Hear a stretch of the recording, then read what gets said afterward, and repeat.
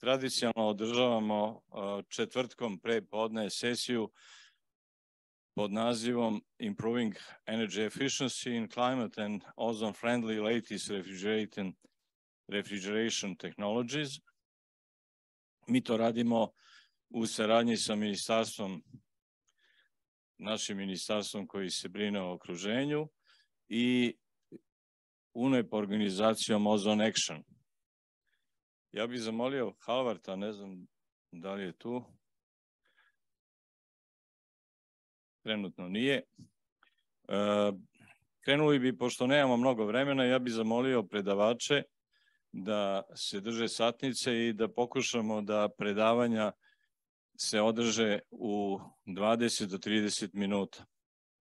Prvo predavanje će održati gospodin Aleksandar Pačaj, koji je između ostalog i predsjedavajući, jedan od predsjedavajućih, ali veliki prijatelj našeg društva i godinama održava ili drži vrlo korisna i lepa predavanja vezano za prirodne rashladne fluide i ja bi mu dao reč, s tim što bi naveo da njegov rad je pod nazvom Radni fluidi visokotemperaturskih toplotnih pumpi, dekarbonizacija i sigurna poslovna i ekološka budućnost.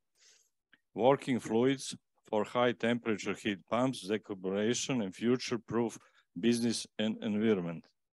Mr. Pachai, floor is yours. Thank you, sir. Thank you very much for your welcome and thank you for having me here today. So we will be talking about high temperature heat pumps, and when I say high temperatures, it is higher than 100 degrees.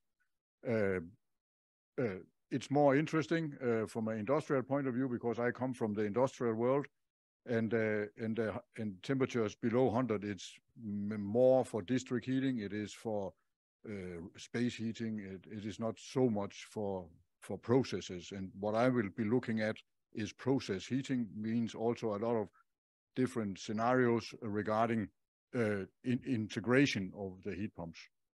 How do I change these slides?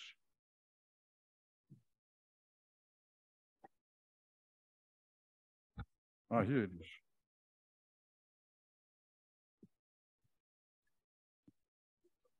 Here it was.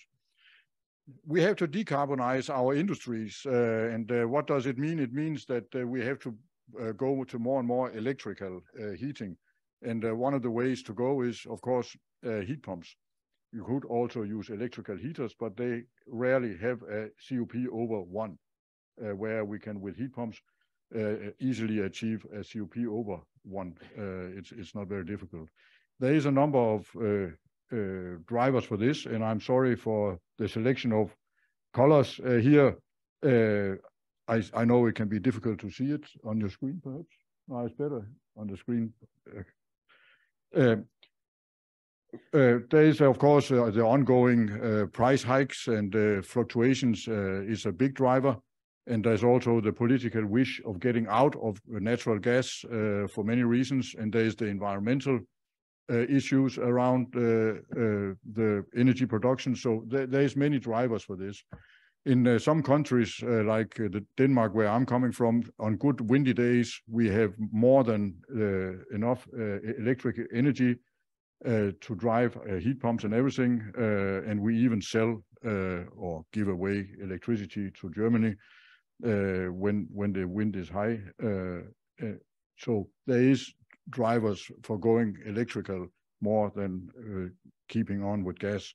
And as you probably know or heard about, there was a attack on some gas lines just east of Denmark not so long ago. And that is one of the things that really sparked the transition away from gas in Denmark, at least. So when we look at efficiency, there's a lot of different ways to look at efficiency, and there are different standards. There is the VDMA 24248, where you can calculate but the more common way is to calculate the COP. For refrigeration, it's called EER, but in the heat pumps, it's called COP still. And normally, when we look at the cooling, it's the COP it is the cooling capacity divided by the absorbed power. And for heat pumps, it's of course the supplied heat divided by the absorbed power. But if you have a heat pump that actually benefits on both sides, you have to divide both the cooling and the heating capacity with the absorbed power, because you don't have more than one compressor still, but you're using both sides of the cycle. It gives a much higher COP, and I will show you an example from the real world in just a moment. For a lot of district heating systems, we see temperatures between 70 and 130 degrees. In some countries, the 130 is just between the different district heating suppliers. They have a intercompany, what do you call it, connection. So they transfer heat that way around to each, and they share the heat. And that is the only place where they really use 130. But in big parts of the Ruhrgebiet, parts of Germany, it was bombed totally flat during the Second World War, you probably know. And they installed a lot of district heating just after the war. These pipes have not been increasing with the population since. So when it becomes very cold in the winter, they have to increase the temperature to 120 degrees, so there is heating for everybody. But the new houses with underfloor heating, they don't want 120. So there is a lot of integration again between the old parts, because they return with 60 degrees from the 120 at cold days. So in this way, we have to redirect, and there's a lot of things and a lot of lessons to learn here before we reach the real integration. And here I have a quick picture of some that I've taken from the EU. It is with colors on this screen. I cannot see if there's colors here. But it shows a little bit how the energy streams are, and this is very complicated. But some of these complicated streams might have to change again in the future when we integrate fully to electrical driven heat sources. When we look at the fluids, I've been using more or less all fluids in the RefProp library, and I don't know how many there is, but I ended up with 31 that were relevant for heat pumps over 100 degrees. And I took out ammonia because it is not really relevant when we go over 100. But of course, from a theoretical point of view, you could do it, and it will be on top to the left of the slides. What does volumetric heating capacity say? It says a little bit about the swept volume you need in your compressor. You have the same discussion whether you should use 410A or R32, where the R32 has a better volumetric efficiency, and therefore you can make smaller things, and all this is the same here. But you can see most refrigerants, when you come up, they actually come up to the same level of volumetric efficiency. The closer you get to the critical point, the more efficient they become. So the trick is to find the optimal fluid for the temperature levels you want to go with. Of course, the COP is a very popular value. It's the most used value, and I have several times been out discussing with customers, and they only focus on the COP, so therefore you have to have it, and it has to be high. I agree with you. Yesterday you said about why is it that we don't have a higher temperature glide in the system. We have it in the district heating. We have a temperature glide we provide with 120 degrees, and we get it back at 60 degrees. So it's a 60-degree temperature glide in the system. But when we calculate the COP, we are interested in high COPs, and there you need a small delta T. It makes it a better COP value. So that's why a little bit alter this. But here you can see the best of the fluids. It's a heptane, and heptane is a fantastic fluid for high temperatures and up to 280 degrees. But if we go back to the other slide before, you will see that it is not necessarily the best solution. So we also have to look at the temperature lift, and there is different opinions on temperature lift. How much can I lift the temperature from the suction to the discharge? And that is also a driver, and you have to be careful. And it varies between compressor manufacturers and technologies, because it's about how much can I take, will the lubrication be available and all this kind of thing. So therefore, also the oil carryover can be a problem, and therefore temperature lift is an issue that you as manufacturer will have to look at. Then there is another observation that you should perhaps be aware of. Some of these new hydrocarbons, they are overhung, means that the HP diagram leans over. But if you don't have sufficient superheat at the inlet, you will have a two-phase situation in the outlet of the compressor. And that will damage your working valves, and then you lose efficiency, or you can lose the compressor. So therefore, of course, you can also see on the right-hand diagram that the COP goes up very high when you are very close to having no superheat. But no superheat can be sort of expensive. Of course, if you have too much money, you can gamble on it, but that's another thing. Here a little bit about the swept volume. You can see the heptane is the highest volume, and it means something for the capex. The bigger the compressor becomes, the bigger swept volume you have, the capex goes up. I will show it in a moment. But where the swept volume is low, and this is calculated for, I think, was 500 kilowatt or 1 megawatt. But you can see that the butanes are coming out as the best, up to about 120, 130 degrees. Then comes down the other fluids. So basically, we can use the same equipment for different temperatures. You just have to select what temperature you want to work with, because the swept volume you need, if you go with the best COP, will also be a very, very big compressor. And it will be very expensive. Because here you can see I used the old rule of thumb from before the energy prices went bazooka. Now, at that time, we had a saying that the cost of a piece of iron, machined and everything, was about 1.5 times the same weight of oil, and that is what I've used here.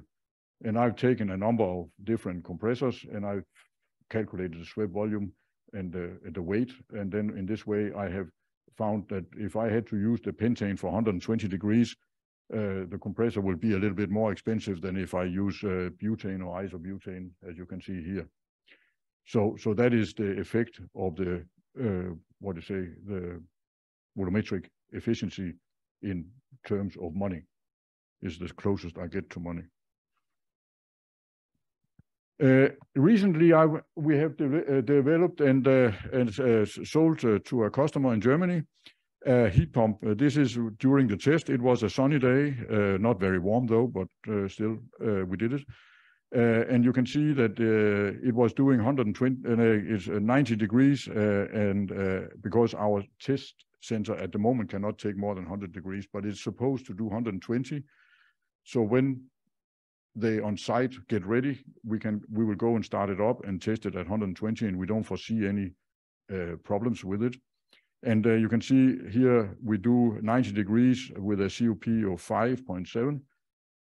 But if I can use both the cold side and the warm side, so I use the heat source for something productive, then you get a COP of more than 10, which is not unattractive to a lot of industries.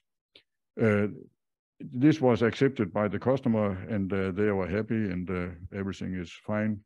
And we will go here in the new year and start it up. At the same time, we also now have decided in the company to extend the facility, and we will prepare to go up to about 200 or 250. It is an interesting matter, how far or how high should we go? And an analysis we have been doing in another project with some partners in Germany show that there is a big potential up to about 250 degrees. And there is a gap for big numbers of heat pumps between 250 up to 800. And I don't see heat pumps coming for 800 degrees. So if 250, we can get that, we cover almost what there is below. And that is really a big market and much bigger than a lot of people they actually think. Here you have some of the properties of the different fluids. I will not tire you with reading them all for you because it's too small to read, but we have really looked into quite a number of different fluids, and it is quite an interesting exercise to go through and see what is good and what is not so good with the different fluids. But I think also integration means that you have to have buffers. We have to use much more buffers in the future. You can draw it as we have been doing here, or we can do it like this, where you actually show that there is a tank, and then you can play with these fluids and use the heat. And from each of these buffers, you can take out for other production. In a chemical site, for example, I've talked with some of the big guys in Germany, BASF, one of them, and they need many different temperatures for different processes. And this is the way that they have to go. Then we can, for example, use ammonia for the first 2 stages up to 90, 95 degrees. And then you go to pentane, and then you can go to heptane and whatever. If we have to go higher, we would have to find a solution for that also. Or you can use mechanical vapor recompression and use steam compressors, and they are available in the market on prototype basis still. So there is a way to go. The big challenge over 180 is that most oils start to produce soot at about 180 plus minus, depending a little bit. And then they produce coke in the valves, which make them untight about 200 degrees. And I've challenged some of the oil manufacturers, and they never really come back, and they are not really keen on getting. They would like to do it and be the only one, but there are some realities that also come into play. So therefore, over 200 degrees on the suction side is a little bit a tricky thing. So where is the technology going? Yeah, but we think that the technology is coming, and with this heat pump that we have been doing, it's on technology level 7. This is a new way to rate how close are we to going to the market, and we are now going into field test, and this is the final test. If this becomes success in Germany, we will actually go and start giving quotations in the 2023, in the new year, for this kind of equipment, and we believe very much in very high temperature heat pumps. So one of the other benefits of using heat pumps is what we are trying to say here. We don't have a planet B. We talked a little bit about what it was said from this podium yesterday, that one of the big challenges we are facing at the moment is the air pollution. It is killing between 8 and 10 million people per year on global basis, which is not insignificant numbers, and we need to do it. Of course, some of it is from indoor pollution, air pollution, but a lot of it is just from going outside and getting fresh air, fresh in quotation, what do you call it? So we need to do something, and we need to do it fast. We are getting more and more people. For a couple of weeks ago, we passed 8 billion, and in 2050, we will be 10 billion. So there's not room or space for waiting more. We have to do something. And in my conclusion here, there is a lot of more things that we have to learn. Integration is one of them, but also we need to find a way to decarbonize. We need to think more clever and stop polluting the earth. So there's a lot of challenges also for young people and for the future work and research and development and so on. So let's get moving. Thank you very much for your attention. Thank you very much, Mr. Pachai. That's a very nice presentation.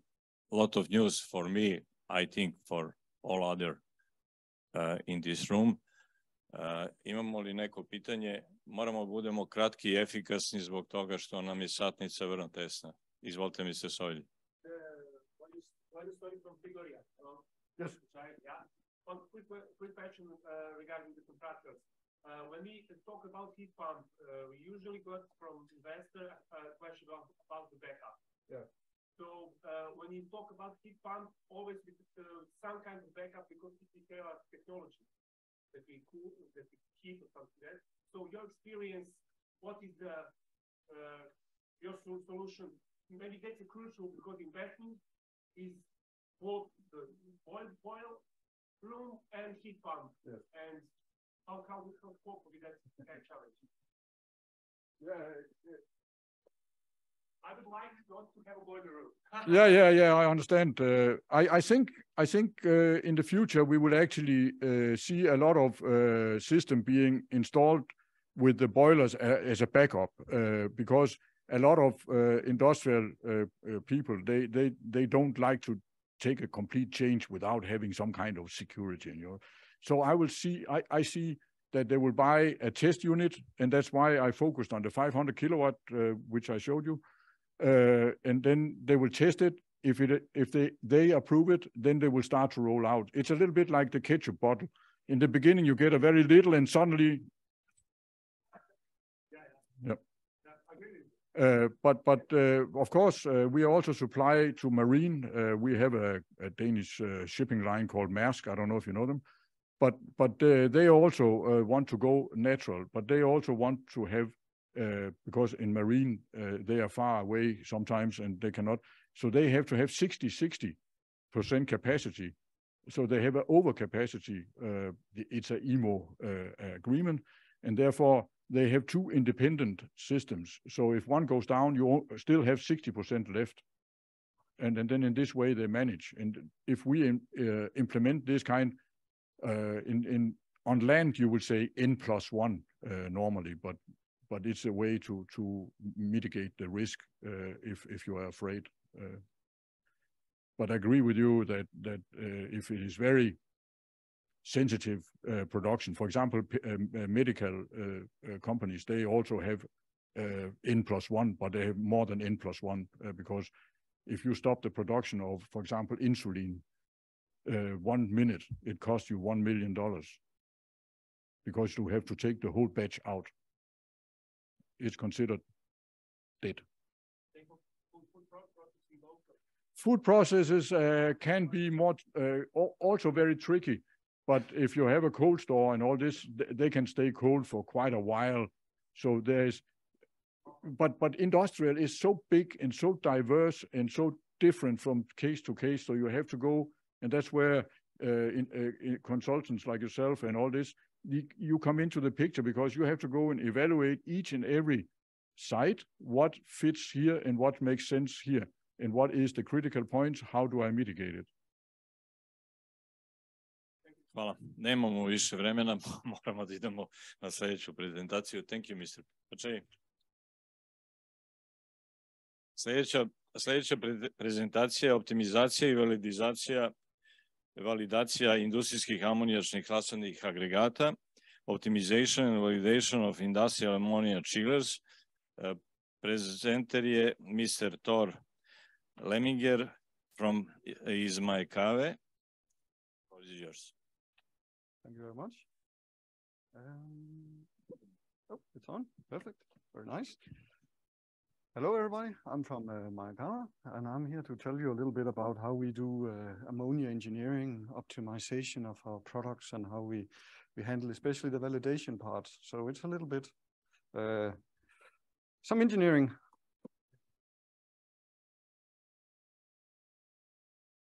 Should I take? Is this better? Okay. First, a short introduction. I'm leading the research and development department in Denmark, and our goal is to make standardized packages of chillers or heat pumps. And our main goal and focus is on natural refrigerants. And we have a really nice production and test facility located here locally in Serbia, in Smederevo, 50 kilometers from here. And we also have some production facilities located in Belgium. Our focus on the natural refrigerants has led us to being ATMO approved this year. as one of the first on the market because we have the natural refrigerants are a very big part of our DNA in MyCav, and we believe that it's the future and it's the right way to go. So when we do these designs of new product lines, we have some basic goals that we always need to meet. First of all, the low charge. We heard about that earlier today, the importance of a low charge, both from a safety standpoint, but also regulatory. And also we have different parts of the European region where there are strict restriction on the charge that can be installed per address. We of course also need to consider high efficiency. That's always important because high efficiency equals low energy cost, and low energy costs are very in focus at the moment.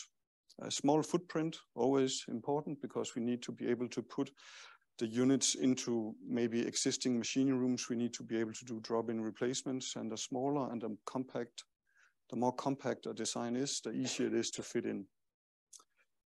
Finally, the natural refrigerants are something that we are a big focus, and I will not go into a big detailed discussion about the benefits of those. I think you did a nice job about that, Alexander. But for us, a short, very basic comparison is that if we take a chiller with a given standard application like seen here on the slide, ammonia vastly beats propane, it beats the HFOs, and it beats the HFCs. So for us, it's a no-brainer. We have to go with ammonia. This has led us to two product lines. First, a water-cooled chiller, the Fugu on the top. This is based on an open compressor design, plate and shell design for the heat exchangers with a high degree of serviceability. We believe that it's very important to be able to service existing compressors. We do not believe that it's a good idea to take a compressor and throw it out. We have to be able to service the compressors as a sustainability measure. It requires a lot less material to maintain a compressor than it does to build a new one. It has also led to our air-cooled chiller line. This is based on a semi-hermetic piston compressor. It's a little bit special because it solves a lot of the issues where ammonia sometimes is considered dangerous, and by doing a semi-hermetic design, the risk of leakage is extremely low because there is no longer a shaft seal. And we are using the microchannel condensers, which we also saw in an earlier presentation. So I will try to tell a little bit about how we do these designs and how we do it a little bit different. So first we do the basic mechanical design. For the engineers among you, this is very basic. We start with a thermal design. We start with doing some analysis. We start figuring out heat exchanger sizes. What do we need to solve the task within the envelope that we want to be in? We then build a prototype. This prototype is a mechanical one, and it's often very rough around the edges, but it's very important because it allows us to do actual performance evaluations. These performance evaluations are very important to redo the thermal design. And once we think we have a nice design and we think we are within the scope of what we want, we try to do a product design, a final product design. And at the end, we do end-of-line testing. And what that means is that every unit that we produce here in Serbia is actually being tested and validated. And that gives us some possibilities. And that is that alongside the typical mechanical design, we do a fully digital model of the thermodynamic properties of the units. So alongside with the mechanical prototype, we do core state point models. And this is really nice as an engineering tool to be able to quickly iterate through different configurations, not only of heat exchanger sizes, but also heat exchanger technologies. Once we have performance data from an actual physical prototype, well, then we can start to do a very specific model, a specific numerical model. And at the end, we can validate this very precisely. And with a validated precise model, we can start to do a lot of interesting stuff like ensuring selection software accurateness, ensure a lot of different things that I would tell you a little bit more about in the next couple of slides. So our numerical approach is first of all a very coarse model in EASE, the EASE design package. This is some different examples. The top one is from a heat pump that's in the design phase at the moment. And once we have that, we can use that to explore these different equilibrium points, and we can very fast do a lot of engineering decisions without needing to have a big insight into the mechanical design yet. Once that is done, we take what we have learned, we take the design, and we make a very optimized Python model. And this model, this digital model, lives alongside the mechanical model throughout the whole project. But it's nice with numbers and models and stuff, but we also need to do some thermal designs and mechanical considerations. And in our opinion, mechanical design goes very closely hand in hand with the performance design. If we remove a plate from the heat exchanger, we have a different performance. Also, whenever we do desktop design, there's no doubt about there's always uncertainties, and there's also assumptions in all engineering work. So that is why that we need to do real life testing to eliminate all these uncertainties.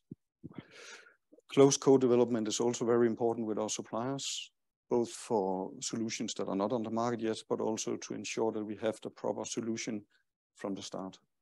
So if you take a small example, this is from one of our chiller lines, and this is an example of a plate and shell that solves some different problems in one go. First of all, it's a combined design. So we have a plate pack inside a shell. That means that our separator is already combined within the shell, and it's submerged in the ammonia, so it's flooded. It gives us a very high efficiency, and the compactness of the design ensures that we don't need gravity-fed natural circulation separators. It reduces the footprint both size-wise but also height-wise.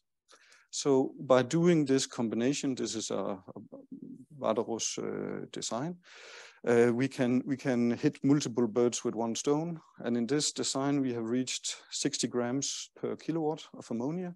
And we feel that's a nice point to be at for a commercial available product. So now we have a design. Then we do some prototyping. This is some examples of some of our prototyping. On the left, a picture of a water-cooled prototype. On the right, our air-cooled when it was tested at the Technological Institute in Denmark. So with a prototype, it's time for testing. That's always fun. And the first step is to figure out if the design works at all. It's a good step to have completed at least. And the second thing is we need to make sure that our models and assumptions are correct and our selection software starts to work correct.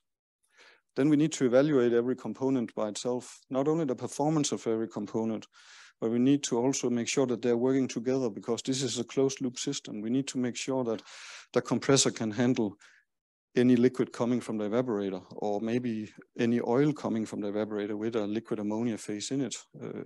Also, the evaporator needs to be able to handle any oil carryover. So we need to look at those things, and we need to handle those individual problems to figure out how the design is working.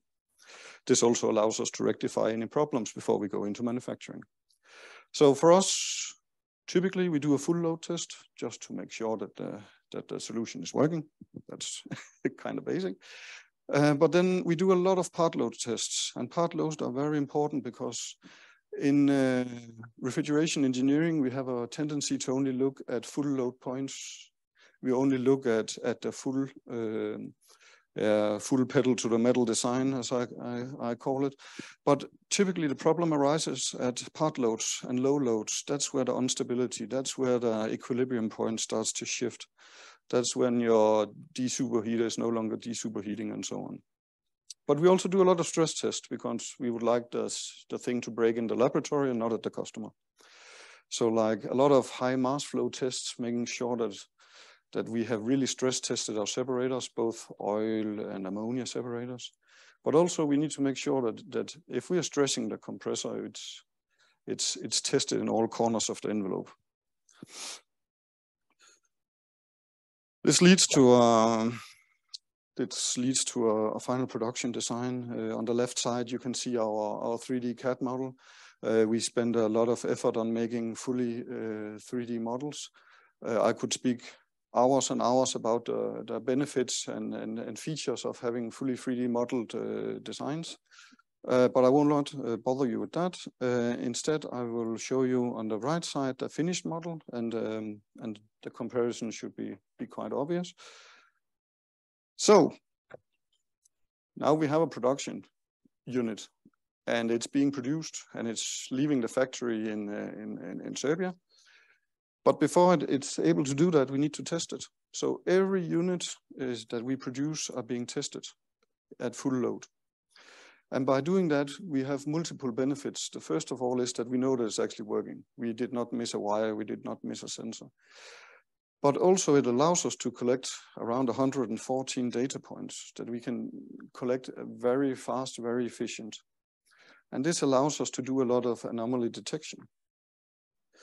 So in the picture on the left bottom, you see one of the units on the tests, and the big picture, the big screenshot is from our test facility, showing all the nice data that we are able to collect. In the middle, you see the screen from the chiller itself, and on the right, the whole test center screen.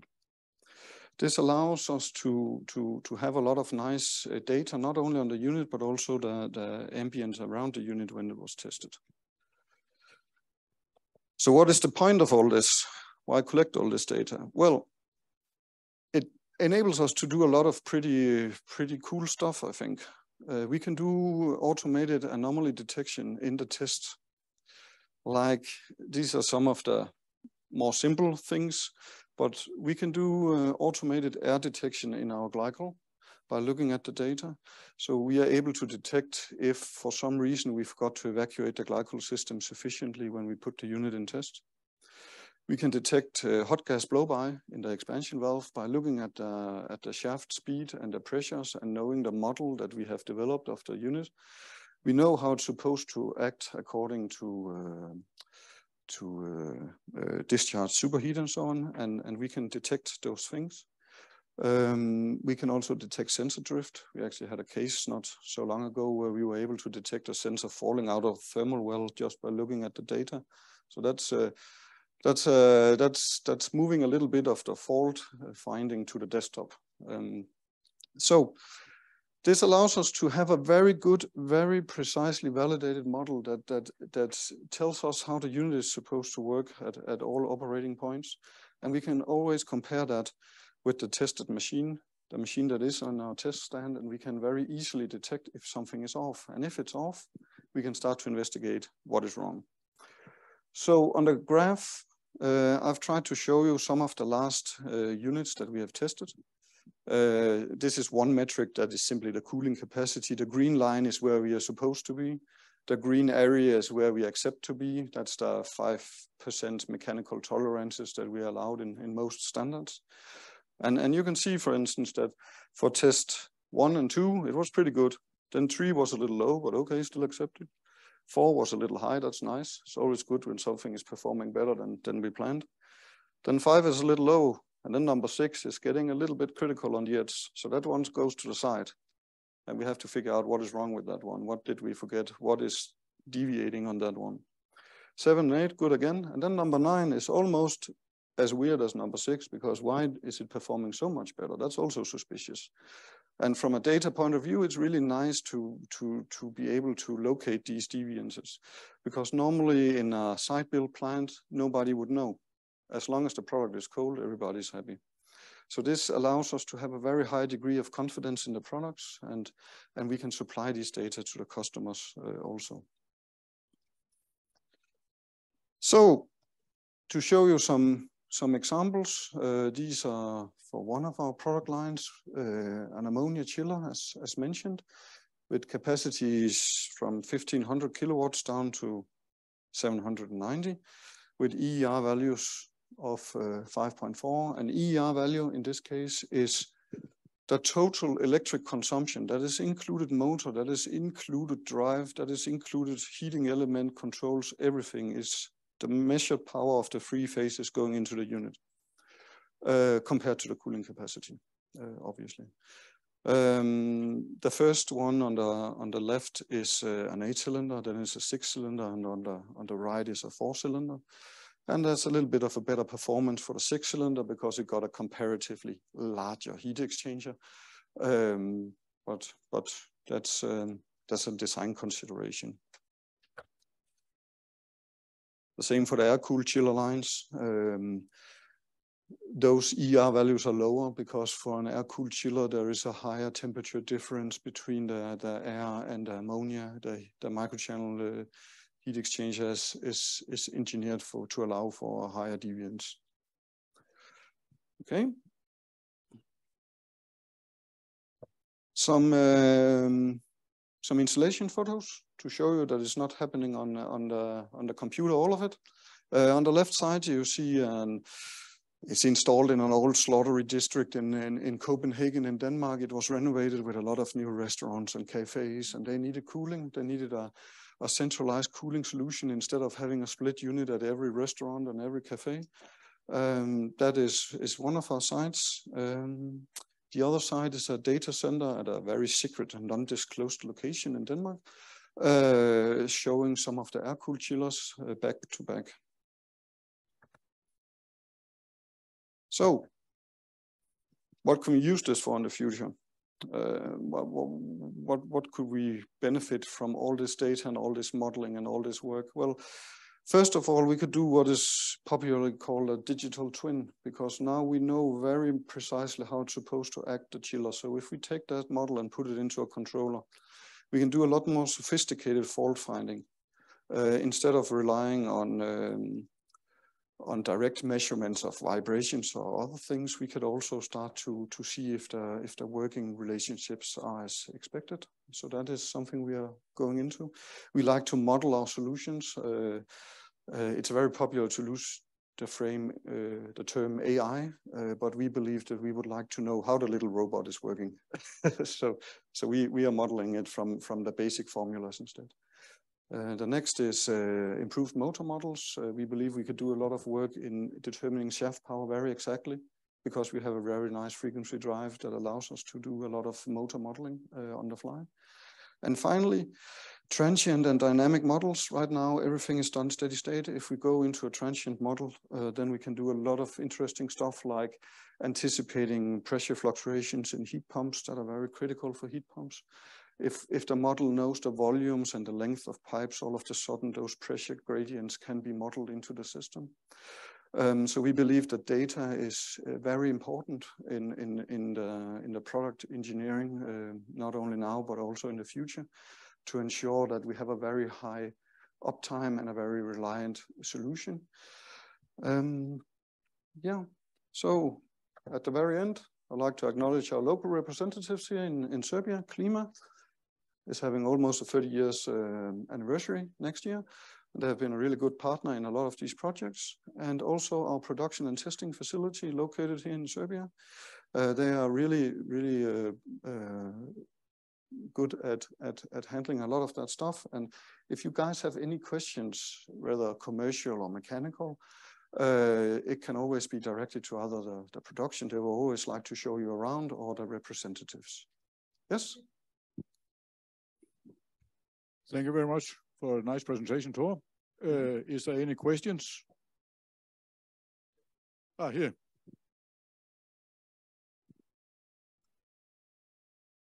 Very nice presentation. Thank you on it.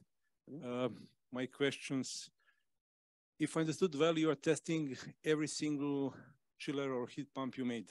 Yes. It's pretty unusual, but pretty good. So for the customer, yes, which usually should be paid if customer insists on that factory test and so on and so on. So it's very good. Diagram you show, I'm not sure that I understood that points 1, 2, 3, 4. Is it different units or yes, different conditions? It's different units. It's the last 10 units under test. Okay. Because we are doing serial production, we test maybe, I don't know how many times per week. You test it just one working point? Typically, we do one working point. We do one nominal working point, and we run it for 4 hours. But if the customer has a special request for a special temperature set for his project, we can also do that.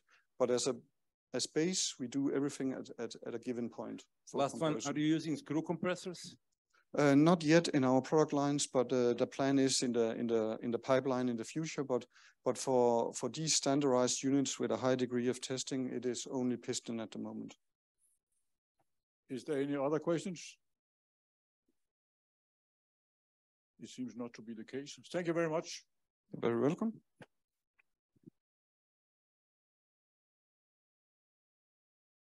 Our next speaker is Carsten Dalgaard from Danfoss. I hope you can see. Here he comes. And the topic is global trends in industrial refrigeration. Mr. Dalgaard, the floor is yours. Thank you very much. And thank you for the opportunity here to show what the market is showing. And it's not what Danfoss is seeing, it's what the market is showing around the world on industrial refrigeration. So let's start on that. So we have a lot of things going on in the world, and the main point here is, as you can see on the screen now, is that we are talking about safety because it's mainly ammonium or CO2. We're talking about environment friendly and total cost of ownership. These 3 points is what people are looking around the world to see the best solution on. But in the middle of the triangle, we have a lot of different things also. I will get into some of them in the presentation here. But there's a lot of effect on these. But these 3 points is mainly what driving the market globally. But each region and each country is different effect on these 3 points. But let me try to explain what's going on. So if you see as an industrial system, here you see on the screen that we have in the middle, we have the industrial application. And then we have also the system type. We saw some examples just in a minute ago. And we have the product requirements. But out in the out circle, we have these 5 points. And these 5 points is driving the market globally for years now, but with different effect. We have the global warming. We have the safety, reliability, cost, and then we have the energy efficiency. And global warming, of course, is one of them. But let me go into each of them, and then we can see what's driving the market in different places. Global warming. Yeah, everybody knows that we have to do something. Alexander was mentioned that we need to do something now. And that's also what our industry is interesting to do and they're trying to do. And here, of course, we have seen there's a lot of refrigerant on the market. And here I normally use that example here that we have ammonium and CO2 in the bottom. We have CO2 with the index 1 on global warming, and we have ammonium on 0. But we also have the red dot a little bit further up. We have R32. And we are seeing in the air conditioning that the air conditioning say that they have a green refrigerant now, R32. But of course, they are coming from R410, and 410 has an index around 3,800 or something like that. And of course, 32 is below 1,000, around 800. That's also good. That's the right direction. But compared to ammonium on CO2, it's far away, of course. We also have, as you can see in the bottom, we have the SFOs, and they are around 8 to 6 in index. But that is what's driving the market, and there's different effect. The political game is also pushing some of it with the initiatives on that part. But let's go for the green ones, and that's, of course, what's driving the industrial market. If we take the development on the systems going on, and this is seen in a global picture. In the bottom, you have the sizes, and then you have the technology. So we have the freons, as we normally call them. They are still used in some countries around the world, but of course it gets lower in most of the countries, and phase out is also coming in a lot of places. But what we see also is the HCs, the gases, the propane, also shown here before. They are moving up in sizes and bigger systems, bigger chillers, and also bigger heat pumps on that part is coming. But also we have the HFOs we have seen coming. I just mentioned about the index 8, 6, and that level. They are also growing because it is, of course, green compared to the freons. But for our industry, the industrial refrigeration, we have seen a shift, and that is coming now. This is the industrial refrigeration on ammonium. It's going down in sizes because, as the previous presenter just showed, that ammonium is the most efficient one we have. So if people can make a very small system with ammonium, they have the most efficient system. So that's why people are looking to get very small systems on ammonium. But we also see with the ammonium is toxic and flammable. And some countries and some states don't like ammonium, you can say, and the restrictions is very hard. That is also that the transcritical CO2 system is moving up in what we call the industrialization. So the industrial transcritical CO2 system is moved from copper pipes to steel pipes because of the size. So that is what we see in the market globally. So you can say for the CO2 transcritical systems, 2-3 years ago, the biggest unit was 1 megawatt for one unit. Today it's 2.5 megawatt on one unit today. So it's moving quite fast. So that was the environment thing, but the safety, of course, we need safety. So if we go into that one, the safety is also linked to the load charge, also mentioned many times today and yesterday. That is that a load charge, if you're not looking at it as energy, but we're looking at the safety, if we get the charge lower, we increase the safety. And here's some examples from different places in the world. Even also there's a bunker coil from China, example here, where you just have the pipe in the ceiling and you have it filled with ammonium of that. Here we have 30 kilograms or 29 kilograms per kilowatt to have that system. So you can easily have 60 ton ammonium on this one here. It's a heavy system, of course, but it's still built today in this part of the world. But also the European one has the air-cooled evaporators for a long time, of course. And here we can reduce, we are around the 5 kilos per kilowatt. And then we have the DX. The DX is, we have seen a lot of movement on the DX ammonium. And that's mainly coming from US, where they have used a lot of, installed a lot of system with DX to get a low charge. And here they can lower it to 2 to 1.5 kilos per kilogram. But then we have, of course, the cascade ammonia CO2 also coming in more and more. Here we can reduce it below 1. And then we have what we call super low charge ammonia systems. That's what you have on the picture in the top here. And here we can get even low to, they can talk about 100 grams per kilowatt. We saw that Mike Howard can do it on 60 per kilowatt, so they are on the right way. So already mentioned this. Here an example here from China, and that is the bunker coil with the piping. And the calculation here is it has to be seen not as the system, but as the safety thing. Here we have improved the safety, just changing from the piping coil to the air-cooled with the fans. We have increased the safety with 94%. And of course, a very low charge. So that's, of course, one way to go as an example. So combined these two, the safety and the energy efficiency. Energy efficiency is coming in a lot now in Europe because of the energy crisis and the prices on energy. So we have a lot of requests on what to do to save energy. But you have to remember that it's together with the safety and the charge. So there's some options. You need to see what is the system, what is new, what system fits to the application. The requirement from the customers has to use the systems. It's also on the product side, what is needed, pressure and temperatures and everything. And then the refrigerant we already talked about. So if you mark this in the middle here, if you take for the ammonium and the CO2, we have a choice of the different systems here. And that all of them are increasing the safety and also increasing the efficiency. So the low charge, there's a lot of people talking about low charge. What is low charge? Here's one example from the US organization where the statement is, what is low charge? There's also one more here from the DCCA, also located in the US, and but also have a part in Europe. And they are even stating that if you can get below 1.3 kilos per kilowatt, then you have a low charge.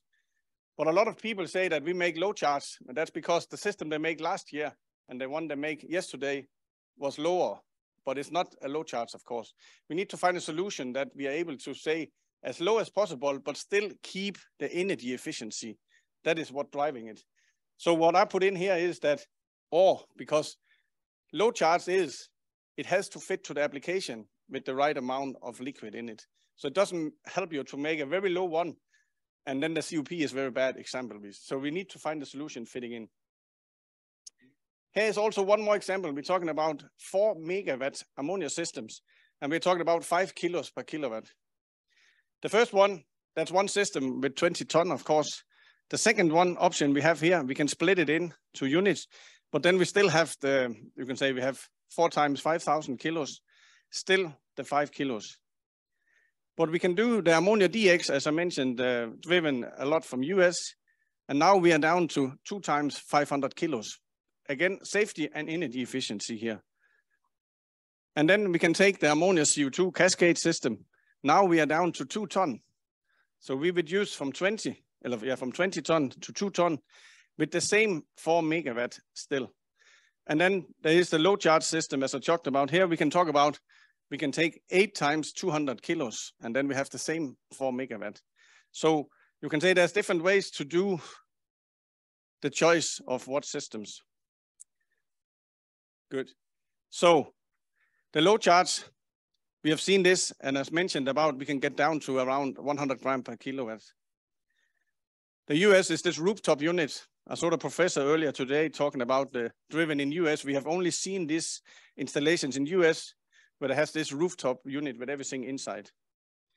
We have one that's produced, designed in UK, also with a low pressure receiver, also low charge. And then we have Evapco in US also designed a low charge unit here as a pump system. But what is the idea behind this low charge systems? This is, we have a standard room here, 3 different, and we put out the evaporators. We put out all the nice machine room. We put out the piping, and then we just put on the boxes on the roof. And in this example here, we will have all inside each box. Of course, it looks nice, and you have a very low charge, but it also has a disadvantage. The disadvantage is here that we have 1 compressor, 1 evaporator, 1 condenser now. So in this example here, we cannot run hot gas defrost, so we have to run electrical defrost. And so we are harming the efficiency again. But it has you have to choose what to do on that part. So, but why is it driven by the US on this? And that is a lot of reasons. There's 3 regions here, reasons for that. One thing is very far driven a lot is the paperwork in US on ammonia systems. If you can lower the charge a lot, then the paperwork is much less, and also your maintenance. So that's one of the things.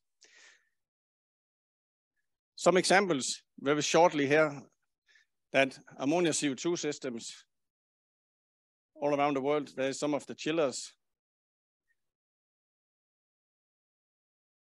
Also here, ammonia CO2 cascade systems. And also this one here is quite interesting because that's also a low charge, but this is still, as we have seen, a standard big system. It's just that we still have the machine room, but we still have all the vessels and equipment outside or say close to where we need it. So now we can keep the big compressors in the machine room, but we still have the equipment close to where we need it. That's also one way to see it. And then we have the ammonia CO2 system. There's an example here from the Netherlands where we have a reduction on 90% of the charge and a high efficiency on the low temperature. The graph here you see here, we have the efficiency up and we have the temperature in the bottom. We have -50 and 0 degrees. The cross with the line in the middle here, we have not stated it -25 because you cannot say that. It's around that area when it needs to go efficiency for the cascade, or it has to go for the ammonia, or you even have to go for the secondary as a brine system. But it's around that. If you get above -20, between -20 and -30, then you get an energy savings and you got an increase on your safety if you choose that. You can also say the glycol is a safe choice, and it is. But you can see here in the energy, you always lose in the heat exchanger on the glycol as step 1. So, but it's still, it needs to fit to the application. What we are trying to do in Danfoss to see how we can make this change is that you have, again, the efficiency, and we have the kilogram per kilowatt in the bottom here. What we have seen in the low charge system, as showed from US, they're going a little bit down with the electrical heat defrost. The efficiency goes a little bit down, but they keep the efficient. You can say the charge will get very low. But what we are trying to do on the big systems is that we are keeping the efficiency straight and we are lowering the charge. And there's 2 ways to do that seen from our side. There is, of course, the pump circulation. We know about that, with that you have a flooded system. And here we don't have any superheat. If we go for DX, The disadvantage with DX is that we have the superheat always, well, we need the superheat. And to have a superheat, it costs some money. And that's what we are showing here. So what we are trying to do now is that we are running DX without superheat. We are very close to flooded, but we are not running it as a pump circulation. So this is the new thing we have tested. So we want to go away from this to have the cost of the superheat and then try to do it. One way to do that is with this DX system here. We are running the control part of it. So the idea is to install it on huge, large system, existing or new systems, where you're able to control the DX very close to wet return. And here we will be doing it. We have tested that the last 2 years with Technological Institute in Denmark. And the idea is to launch it in the Q4 next year as a solution from Danfoss to able to lower the charge with a control system on the evaporators. That's one way to do it. We also tested for also a long time now to measure the circulation rate, control the circulation rate, and then we can lower the charge of the systems. And here in the example here, it's also running a test at Technological Institute. But on paper, it looks very easy to do this, but in real life, it's very difficult when the load and the system design is changing. So in the example here we have running right now, we can, as you can see on the graph on the right side, we can nearly lower the charge 50% to have this way of handling it. This one is still ongoing test. We don't have the release date on this one yet, but it's coming because that's also one way to do it. So that was some of the parts on that. We have the energy efficiency and the cost, and here it gets tricky. When we move into this, there's a different ways what to choose. An example here, we have taken a 2-steps ammonia system, a CO2 ammonia cascade, and then we have taken a transcritical CO2 system with the same capacity, 1 megawatt on -10 and 1 megawatt of -40. If I compare these two, as the index is the ammonia 2-step system, here in the graph, we have taken, that's because of the ambient temperature, we have taken it in Denmark and Rome in Italy to have a different ambient temperature. But the index 100 is on energy, that's the blue one, you can see 100, and also the first cost, the installation cost of the systems. So if you go for the CO2 ammonia system, the calculation here is made in the cool pack that's online for free. That's showing all the capacities and also the efficiency of the compressors. So here we are saving 2% energy if you go for that solution, but the cost is around 5% more installation on the first cost. But then we have the transcritical systems. Here we see that the energy consumption in Denmark will be around 8% more compared to the ammonia system, but the first cost is 20% less. And now we are not talking about the big industrial system, the 2.5 megawatt I talked about with the steel pipes. This is copper pipe to up to 1 megawatt -10 example. You can make that with copper pipes and a lot of compressors, 8 compressors or something like that now. But the cost is still 20% less. You can see and if you have it where there's a warmer ambient temperature, you have a 17% more energy consumption on the transcritical CO2 system. But still we see that even that you have in a country like Serbia, you will also have around 15-20% more energy consumption. But in Europe, we see moving to the transcritical, even that it used more energy every day. But that's linked to the safety and also the ammonia. That if the ammonia is banned in the country, of course, then I need to find another solution. So that is a challenge, but it's also a challenge that for the ammonia systems, we have a lot of good installers around the world that has a lot of experience. So if customers ask for a quotation on ammonia system and ask for a service, what is the service cost the first 5 years? And then you get a number and what is cost. The service for the transcritical one, the first 5 years, the experience is not so high yet. We have a lot of skilled people in that business also, but they cannot get exact numbers. So the number is normally low because they don't have the experience. So now you have 20% less cost on first cost, and you have a lower cost on service cost the first 5 years. What to choose? And that's, of course, the tricky thing. It's also that in a lot of countries around the world, if you offer the ammonia systems or the ammonia CO2 systems, you have, in some countries, you have 10 contractors that can do the job, or you have maximum 20 in big countries. But if you go for the transcritical with the copper pipe, you have 50 or 100 installers instead. So now it gets into the point of price discussion also. But this is what's happening around the world right now on the green thing and also the energy. Here's just to showing that, of course, the ambient temperature is affected on the transcritical CO2 system, but not on the ammonia systems. So, and one of the driven things is total cost of ownership. We have a lot of things, of course, that we see and we know, but there's a lot of things below. And also the presentation from Mike Hauer also mentioned that you have to be careful what you're choosing, because there's a lot of things that you need to be sure about. So, but there's a lot of, you can say, somebody forgot to look at these things. And the first cost, as I mentioned, the 20% is nice, less cost from day one. But if you use 20% more energy every day, then it's not the total cost of ownership that you're winning on here.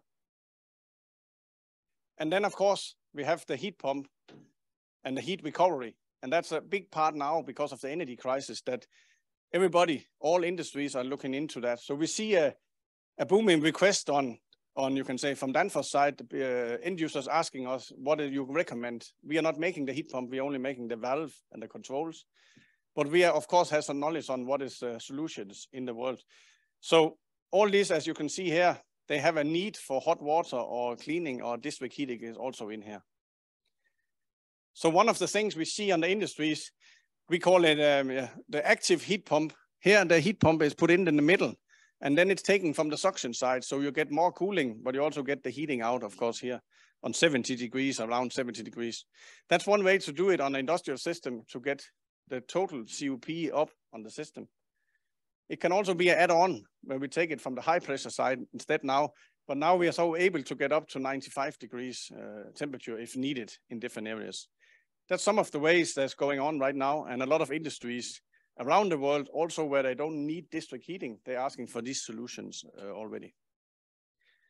The last part here, reliability is a big thing, of course, but all the reliability is also linked to the first cost. So of course we have the Danfoss part of the reliability, and what we are trying to do is what you can see on the screen here. We are trying to get the whole control solution so you are able to run the system most optimal. And also we're saying, of course, you need to do that. There's two examples here on the controllers. That's the safety on the hot gas example. There is, of course, the gas detectors for the safety of the people and the food you have in there. It's also the air purger. And the air purger is that if you don't take air out of your system, you're using more energy every day. So why not do it? And that goes directly to the end users. Bottom line, that they can run the system more efficient. And then the control part, if you control it right, you can also save money. It's shown many times. Just what some of the things we are offering for industrial refrigeration, the whole package on the control part. Not want to go in detail in that. I will just show you some examples on what's going on in the world here. Here we have a transcritical CO2 system, 3.5 megawatt. It's even a little bit old one, this one. As you can see here, this one was made with 45 compressors. So, but it's still running today. And sometimes they change the compressor, but that's with the oil management is the challenge here. Also, this one here is a cascade system from US, and that's even more than 15 years old now. It's running very well, 3.6 megawatt. And that's the industrial installation, of course, here. And that is made as a cascade. And one of the benefits for the customer here was on the low temperature, that they're able to increase the capacity in the facility also. Here is one big one also from Russia, 4.3 megawatt minus 35. Also a CO2. And even also, this was the first installation of ammonia cascade systems in China. And China, unfortunately, has some accidents in 2013, so they banned ammonium in a lot of states in China. But what moving now is to increase the safety that they can lower the charge to go for the ammonia CO2 cascade system. And the last part I think I have here is a example on a 10 megawatt heat pump, ammonia heat pump installed in Denmark. This heat pump here is taking the heat source for the heat pump is wastewater. The wastewater has, of course, a little bit, it's not totally clean, but it still has a very high temperature. So now this one is getting in with 25 degrees. So it is very good for the heat pump on the COP on that one, at 25 degrees to 75. So the conclusion here on that one, the ammonia and the CO2 is something that has been there for many, many years, and it will also be the future because it is green. So we are on the right way already, but there's a lot of choices to make if it's the brine system, the transcritical CO2 systems, but it's still the green refrigerant that will win for the long term. So, so just continue with that. I think that's my last comment on that one. So any questions? Thank you very much for a nice presentation, please.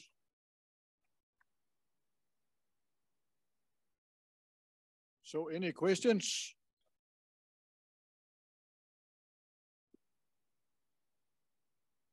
Hello. I have a question. First of all, you said that in Europe you're measuring the weight of refrigerant, amount of refrigerant in kilos per kilowatts, as I understood. So I suppose you are not talking about package system like chillers and heat pump, because for them it's much less, for sure. So I have experience with that, and I don't know, my Kawa, what would be, but I would say 300 grams per kilowatts or 400 grams per kilowatts. It's the standard. I sold here in Serbia one heat pump, 250 grams per kilowatts. Yeah. It's a standard solution. So I suppose you talk about that huge installation and ammonia piping to the cooling rooms and so on and so on. That's part of it, yes, but also the chiller. I even had two pictures. I know there's a lot of people making even load charts today around the world, and I could have 100 slides with examples because a lot of people are doing it. And also Mike Howard mentioned they are running on 60 grams per kilowatt. So it is also the chillers, because it also has an effect. We also still see chillers with even more than even that you're saying, also a lot much higher. But it is to get it low as possible and still have the high efficiency. That's the whole game of it. Yeah, and just one thing more. You mentioned compressor, maximum compressor pressure, 65 bars or something like this. So yeah. I'm selling compressor with the maximum pressure 110. So yeah, you should maybe correct that data. Yeah, thank you. Thank you very much. Any other questions? Does not seem so. Good. Thank you very much. Just a small comment. Load chart is 30 grams per kilowatt. Okay, good. Thank you. Next presentation, energy performance prediction by bin method of a system with heat pump applied to Unica building. Hello. Hello. Thank The you. floor is yours. Should I use these mics? It's okay. Okay. So just to introduce myself, I'm Marko Ignjatović. I'm from Faculty of Mechanical Engineering, University of Niš. I'm there professor of air conditioning and building energy modeling performance simulation. And today I will present a case study. It's not an industrial or production, how to say, large refrigeration equipment, but just a possibility for engineers to utilize some of the prediction methods for their everyday job. Co-author of this paper and also the main designer for our case study building was Mr. Pejković, who is sitting here. So as we heard yesterday, it's a known fact that we must do our best to improve building energy performance. Because on the European Union level, there is a trend or fixed value of 40% of energy used in building sector. In Serbia, it's a bit higher, around 50. So there is a huge potential of saving energy within our field. Also, there is, how to say, no slowing down in energy intensity use. So this percentage share of building sector in total energy mix will probably not be lower in near future. So we must adapt our ideas, our systems, etc., by implementing innovation, or let's say thinking outside of the box, by using state-of-the-art or most modern solutions and controls to utilize energy recovery whenever it's possible, etc. We as engineers are responsible for building energy footprint, and by that with also the carbon footprint of each building system and refurbishment project we are involved in. And we must have tools, let's say easy to apply tools to check our design ideas. As we all know, energy consumption in HVAC systems is a complex, it's influenced by complex interaction between building and its surroundings, but also by internal loads, occupant expectations, etc. And we should, for every design project or for every building performance model, simulation, call it any way, we should be thinking about possible methods to try to predict how our system will operate and to see how much energy it will use. So basically, I will just go shortly. There are several ways how you can divide simulation or prediction models. You can use white box models, black box models, gray box models, but basically we are talking about white box models about physics running in these methodologies. And you can have single measure methods. Heating degree day, it's most widely used in Serbia, although not suitable for every system and every building. There are multiple measure methods where you utilize at least two of the influential parameters, mainly outside air temperature or humidity. And out of these methods, the best known are so-called bin methods. There are two types, basic and modified bin method, but this method requires specific weather data. So you cannot just use weather measurements from weather station and then applying this method. And at the top of the pyramid, there are detailed simulation methods where you can perform heat balance equations on zone level in sub-hourly time steps. And all these methods are implemented in so-called building energy performance simulation tools like Energy Plus, Transys, EDA, ISV, etc. So, considering bin methods, just in brief, they are particularly suitable for heat pump applications if you have air on one side. So not just air to water heat pump, but when you use air as a heat source. But you need specific weather data. Weather data is translated from actual weather measurements by just splitting the range between minimum and maximum outdoor air dry bulb temperature. You split this range into smaller bins, which are, for example, 2 degrees centigrade.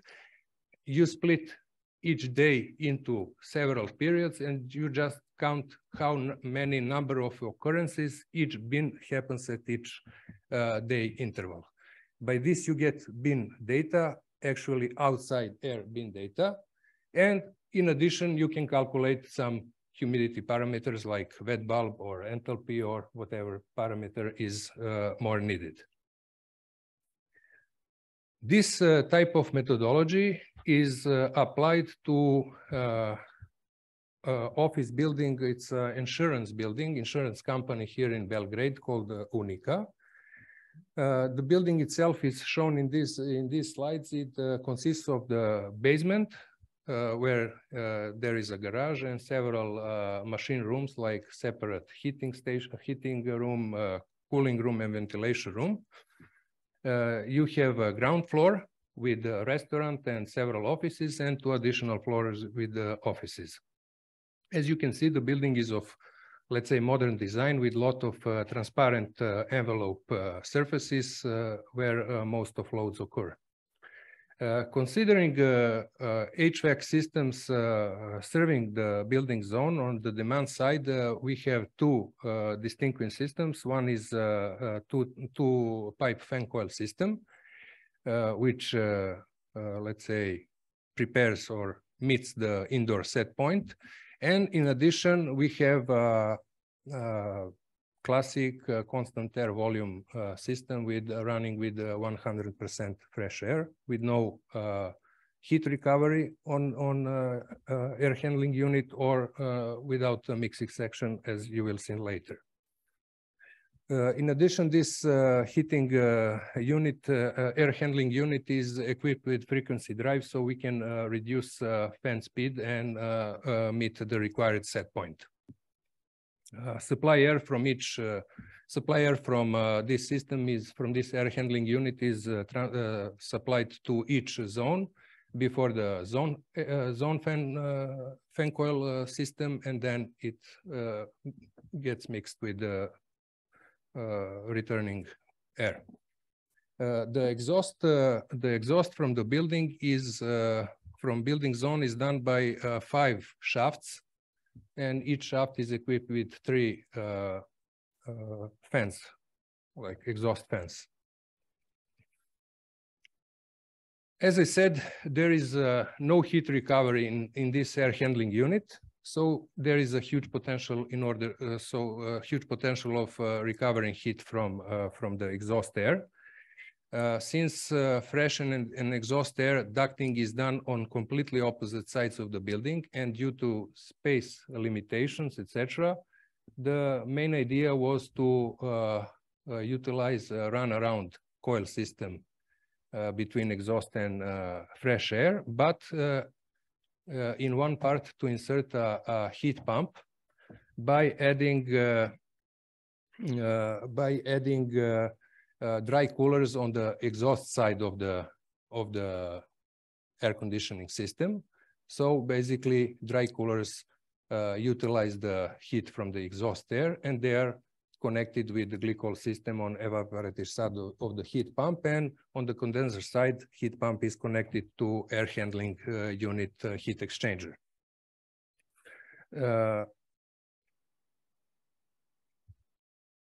This is schematics as done by Mr. Pejkovic. I will not go into details. He's here, so maybe he can add another comment later if he wishes. And since it was a bit challenging for me to apply something other than a detailed simulation method, so we selected the bin method, and we had to evaluate, or let's say calculate, how much energy is required by the existing air handling system. So we made some following assumptions, and they are the same for both existing and the system Mr. Pejkovic proposed. Is the flow rates of supply and exhaust air are constant at 16,000 cubic meters per hour. Exhaust air temperature during winter is equal to indoor set point, which is 22 degrees. For summer, it's 26 degrees. Supply air temperature during winter is held constant at 22 degrees. This is a measured parameter for existing system, but for the new system, we can lower a bit this temperature. For cooling purposes, we assume that supply air enthalpy should be 54 kilojoules per kilogram. That system operates between 7 a.m. and 6 p.m. If outside temperature is less than 18 or above 25, so we have distinctive heating and cooling periods, and in between, and in all other cases, system runs only in ventilation mode. For our proposed system, fresh air flow before dry coolers can be varied according to outside temperature. So there is a mixing chamber within the house or enclosement of the exhaust fan sections. And we assume that the existing fan coil system can, let's say, cover all the loads in any time, so that it was in good condition. Cost reductions were calculated based on utility bills, which was the only, let's say, At the beginning, only measurements or how to say, quantities or indicator of performance the building owners had. So these are the prices at that time. I don't remember whether it was 2017 or 18, maybe 2019 year. It was an average price for district heating company, from district heating energy, and for electricity. And this is the case. So basically, we generated bin weather data. We split, because I'm from Niš. For Niš, I have meteorological station measurements for 10 or 12 years in the past. For Belgrade, we couldn't obtain this data. But what is, how to say, paradox? For Serbia, you have, for most of the locations of our cities, you have typical meteorological years. You have files to run detailed simulations in buildings, but you do not have weather data for easier methods. So from this typical meteorological year file, we split the range between minimum and maximum outdoor temperature. We divided this temperature into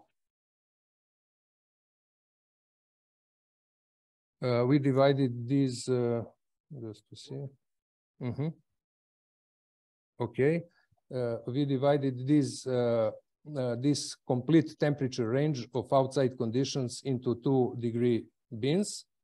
And we made all the calculations in the middle of each bin. So it was the same for us if it's minus 10.9 or minus 9.1. We treat it as the minus 10 temperature.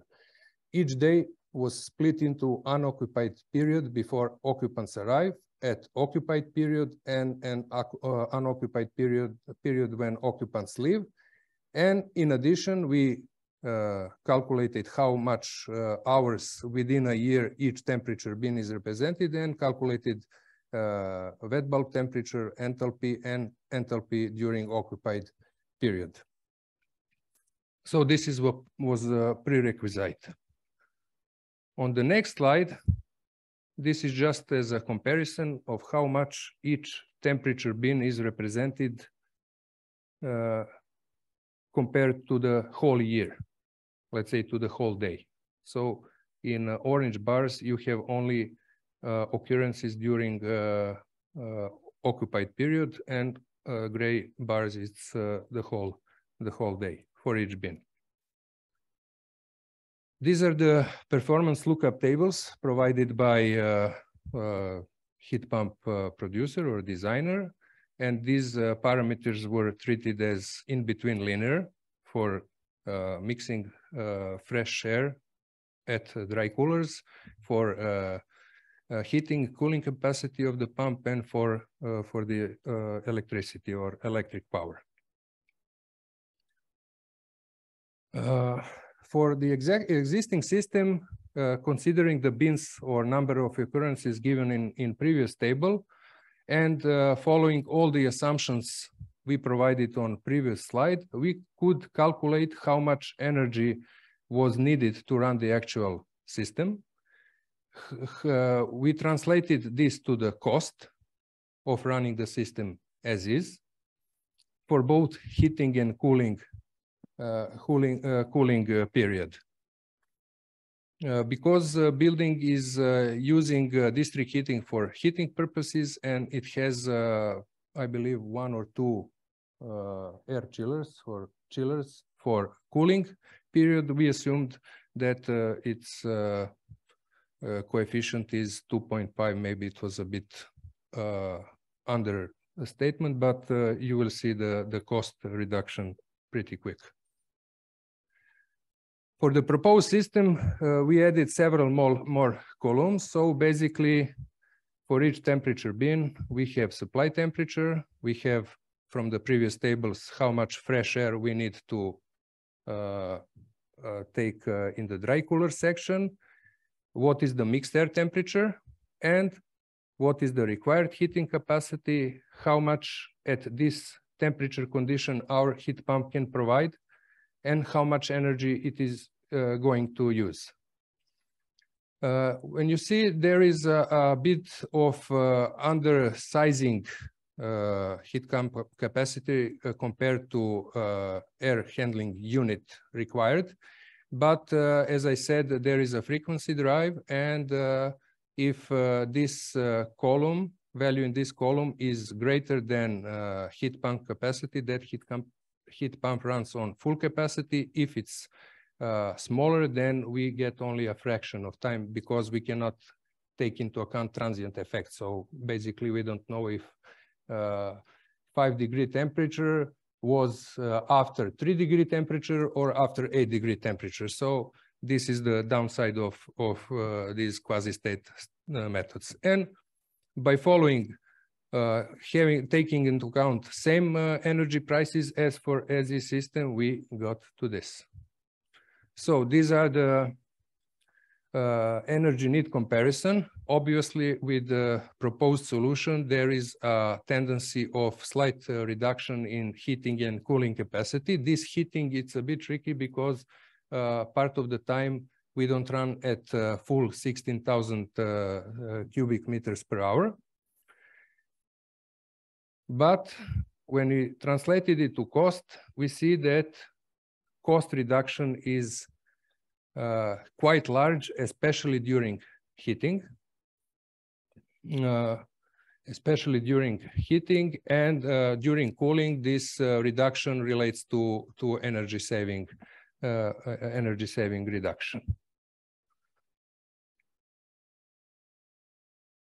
So just to conclude,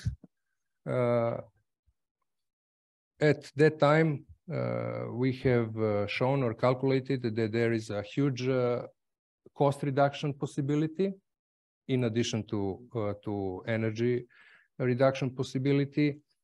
This is a very easy way to calculate or to check how much energy is needed to run heat pump system.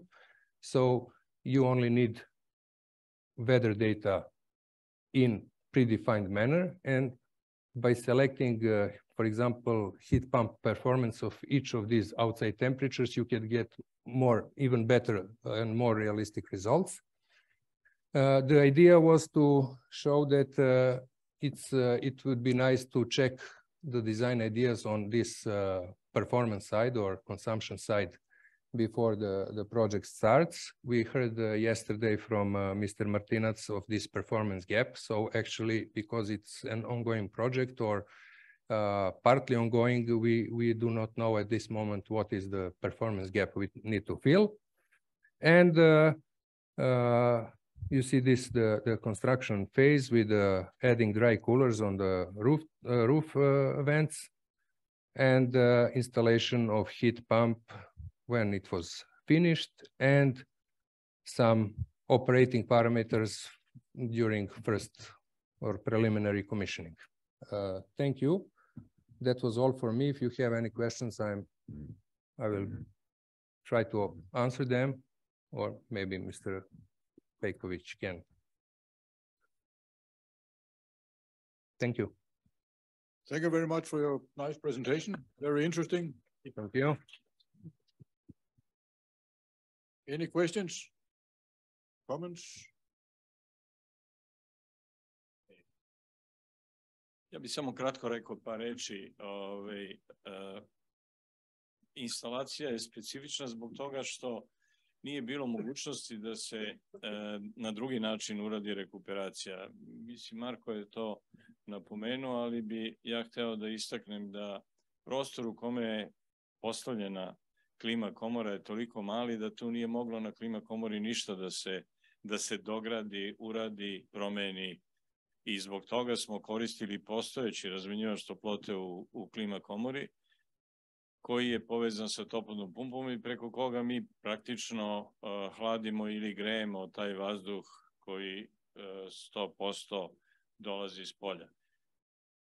Da bi mogli da bi mogla toplotna pumpa da funkcioniše, ugrađeni su dry cooleri koji su na krovu. Znači, toplotna pumpa i klima komora su u podrumu, a izlazni vazduh, odnosno otpadni vazduh koji se iz različitih vertikala vodi na krov je normalno preko ovih ventilatora, vidjeli ste slike, se izbacuje napolje. Mi smo taj vazduh koji praktično svaka vertikala ima nešto više od 3000 kubika na sat.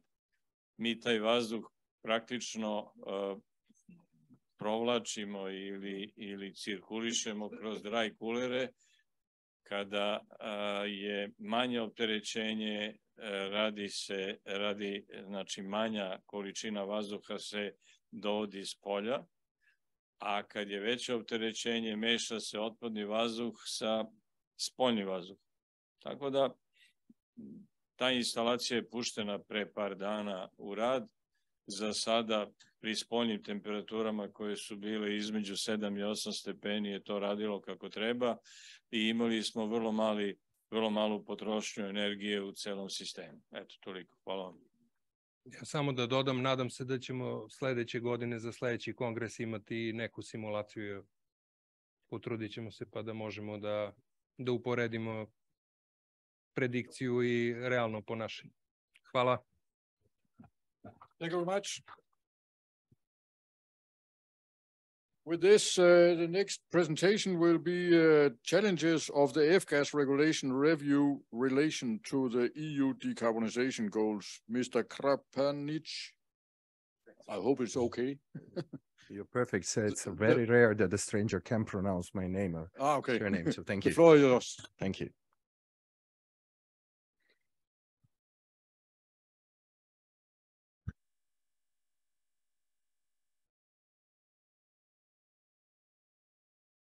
So good afternoon, ladies and gentlemen. And yeah, it's a really pleasure to be here.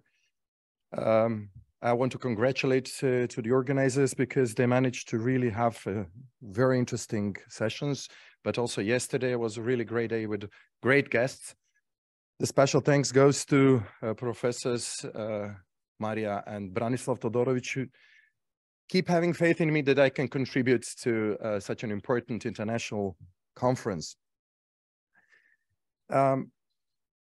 Very boring stuff, actually, the regulation, the laws, and a lot of text, few tables.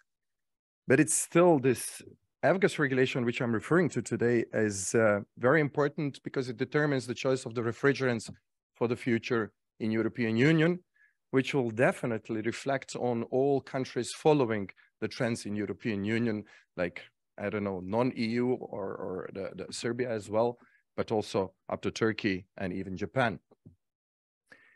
So to start from the existing regulation, so the current regulation foresees the reduction of hydrofluorocarbons. So the F-gases, the part of the F-gases, the big group, by 79% in the span of 15 years for 2015 to 2030, and works well for now, as planned. The HFCs are responsible for overall around 2.1% CO2 emissions in Europe, but it can be easily transferred to the whole world.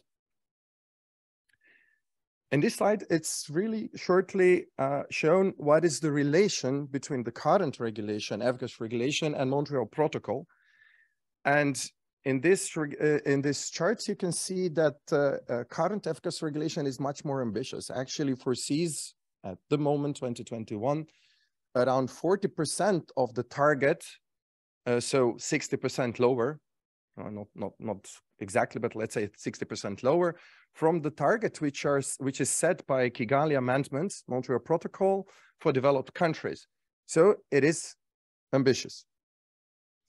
But still in 2020, European Commission was obliged due to current regulation to start the review of the regulation to see what improvements or what can be done in order to improve the whole situation. So in April this year, the Commission published the proposal of the review. So the proposal, how this new regulation should look like. And Commission tried and wants to, through reviewing the current regulation, to further reduce the emissions coming from F-gases, mainly from hydrofluorocarbons or HFCs, but also from other gases like SF6.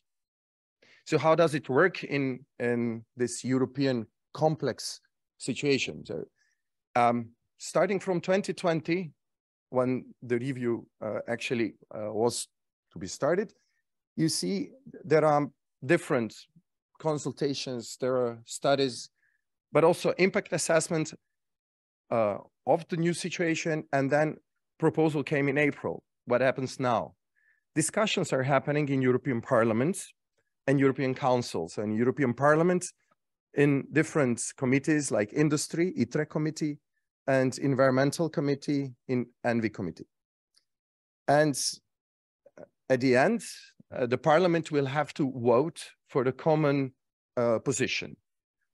The same thing, the similar thing is happening in European Council. European Council is also discussing, so the member states, the representatives of member states are discussing the proposal in the European Council. So in the final trilogue, so the agreement between or among European Parliament, European Council, and European Commission, the final decision will be brought to light, and we hope that in the second half of 2023, we will have the final version of the regulation. In relation to RAC HP sector, the proposal affects the choice of the refrigerants we will use in the future. It's a very sensitive situation. So the regulation needs to assess a lot of, to have the more holistic view, to go from the more, to have the big picture, and to use the perspective of three major challenges which are quite new in European Union or in Europe, but not only in Europe. So this is European Union Green Deal, which aims to have fully decarbonized building stock until 2050, but including decarbonized heating and cooling. The Repower EU plan, which is the vision or response to energy dependency on energy import, which European Union actually mostly refers to gas import. And the vision is, among other things, to accelerate the growth of heat pumps to replace fossil fuel boilers. And thirdly, the current energy crisis, which is extremely difficult for all of us. But this crisis tells us that we have to make sure that we have the energy, that we have the possibility to heat ourselves during the winter, and also that we can afford it. And sometimes this aspect of affordability is forgotten on the level of developed Western European nations.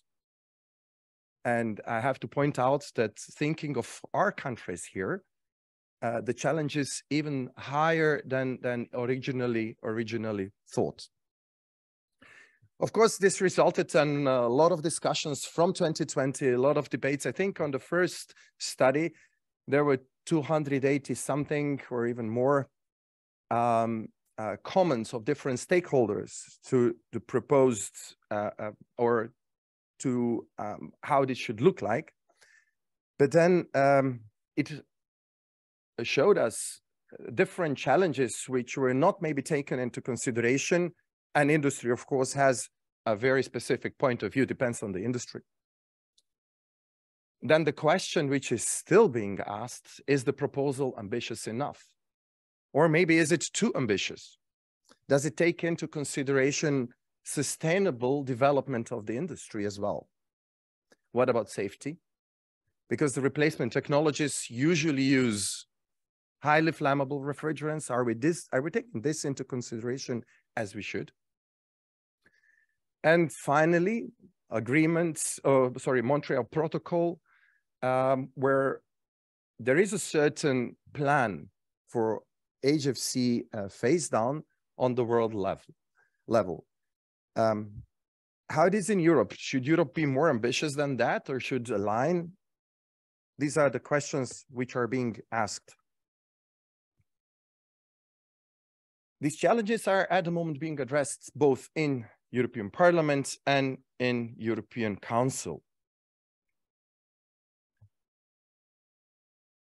So the regulation, the new regulation is actually proposing another scenario. So this is a comparison of few scenarios, which the current, as mentioned, 79% of the reduction until 2030. New proposal proposes additional reduction of amounts of HFCs available per year in European Union. So 30% additional from 2027 to 2029, and additional 54% from 2030 onwards, and then another steps, but this is not comparable to the current regulation because the current regulation is only until 2030. The blue line here shows also Montreal Protocol, which is, as mentioned, still higher than the amounts are still higher than in EU. So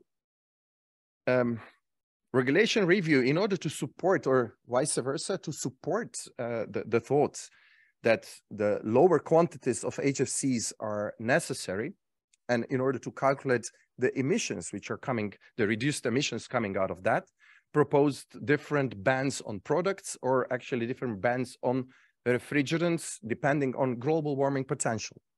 So here I put what is actually allowed. Even I wrote bans, but it's easier to read what is allowed. So the most discussed, so there are a lot of different proposals, but I chose the three ones. It would be really difficult. I can tell you, in Croatian working group, it took us 6 times 2 hours to go through the proposal, just to go through the proposal. So it's really a complex document. So I took out 3 interesting bans. So first one is self-contained refrigeration equipment, which can be used if using refrigerants with global warming potential lower than 150 from 2025. The definition of refrigeration, maybe for most of us, is quite clear. But discussing on the national levels, believe me, it's far from the clear thing.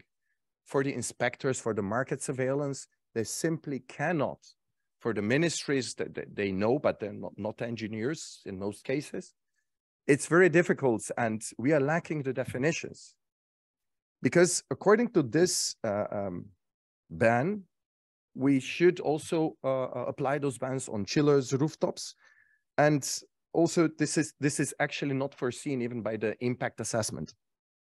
So no large cooling equipment. It should be concentrated on really refrigeration as we engineers think about it. Second thing is plug-in self-contained air conditioning heat pump equipment. Again, we talk about the limit of 150 from 2025. Plug-in self-contained means try with yourself if you can explain this. Yes, as engineers, we can explain, but again, is this how this is understood? Is how this should be? Because not clearly defined means the impact assessment, which is the key document based on which European Commission brought gave us the review proposal, is actually thinking of domestic cooking or washing or drying equipment, so the products which are not tackled by other bans. But if you read this as we should read it, it actually refers to every unit, so self-contained, every unit which is originally factory produced with the refrigerant in one unit, outer unit usually, with no refrigerant connection to the indoor. So it can be heat pump from a few kilowatts to a few megawatts. We are not sure. So this also, we come to a point where this is not clearly communicated what this refers to. And the most difficult one, which is clearly defined, stationary split air conditioning and heat pumps, and it's a difficult one for our industry. Because it says up to 12 kilowatts, so the small units, the splits, heat pumps, they can use refrigerants only up to 150. In blue, I added, actually, I forgot to mention, I added some comments, but it's, yeah, it's a discussion, it's this discussion point, and it's a lot of proposals. So the thing is about this up to 12 kilowatts, yeah, it moves to propane, which is okay. Just the question is how long we will need to switch as an industry to propane. That's really a good topic. And then the safety issues. The producers of the equipment, they are also stating in their papers, in their safety safety warnings, that this equipment cannot be installed everywhere as we used to do now. So most of us will have an air conditioning, or we'll have a heat pump, maybe in our courtyard, maybe in our on our balcony. This will not be possible anymore easily, because you have to respect certain standards, you have to respect, and this is not defined yet. Secondly, I dare you all to find, because the impact assessment says there are such units on the market. I dare you to find those units on the internet and try to buy them. I tried, I could not. Yes, there are some units in India, but only for cooling, which is okay. I think it should be included, and we are voting actively to relax standards to allow those units to be really included. But to be really relying on this technology in such a short period from 2027, I think this is, it's not optimistic, it's impossible. What will happen? It will happen that there will be no, if we really go in this direction, there will be no heat pumps, small heat pumps, and we will use for heating fossil fuel boilers, gas boilers, oil boilers. We will have to heat ourselves somehow. Still in this moment, we are facing that, yesterday, Mr. Thomas Nowak showed, we are still seeing that the boilers are sold like 4-to-1 compared to the heat pumps. So we are still having the fossilization instead of decarbonization or carbonization. So above 12 kilowatts, the situation is not that difficult, but the question is, can the industry afford to have it before 2030? But this is then the decision which should be brought from both sides or in the discussion. So coming back to the quota system, here, according to HFC Outlook, which is done by EPI, this is the association of the producers on the European level. It really shows how much refrigerant or how much HFCs we will need until 2030, comparing to existing or current regulation and the proposal. And you can see that the amounts which will be needed, taking also into consideration Repower EU, which is the orange line, we will still, according to the current regulation, we will need more in order to catch the targets which are set by Repower EU. And if we go to such a low quantities as proposed by European Commission, we may really face difficulties, because according to the simulation, which is again done by the same source, and it's an independent expert, Mr. Gluckman, who is doing this also for UN, for UNEP. If we go with this direction, we will not have enough gas for servicing. And we internally simulate this again, because we could not believe, because this is very dangerous. And we came to the similar, even the worse situation, because we have to take also into consideration that equipment, because of the Repower EU energy crisis, the sales of equipment in the period until 2027 will be even higher. And we will have no gas for the servicing. And what about new equipment? What about export? And one thing which I forget to mention constantly, but it's not bad, the MDI sector, so metered dose inhalers, the medical sector is included in the proposal. So all this which we see now is even lower for the industry because this medical sector will always have the preference, will always have the priority. So I think we should be, again, very, very careful when doing such things as reducing the quota without really consulting the industry which has the most experience on that.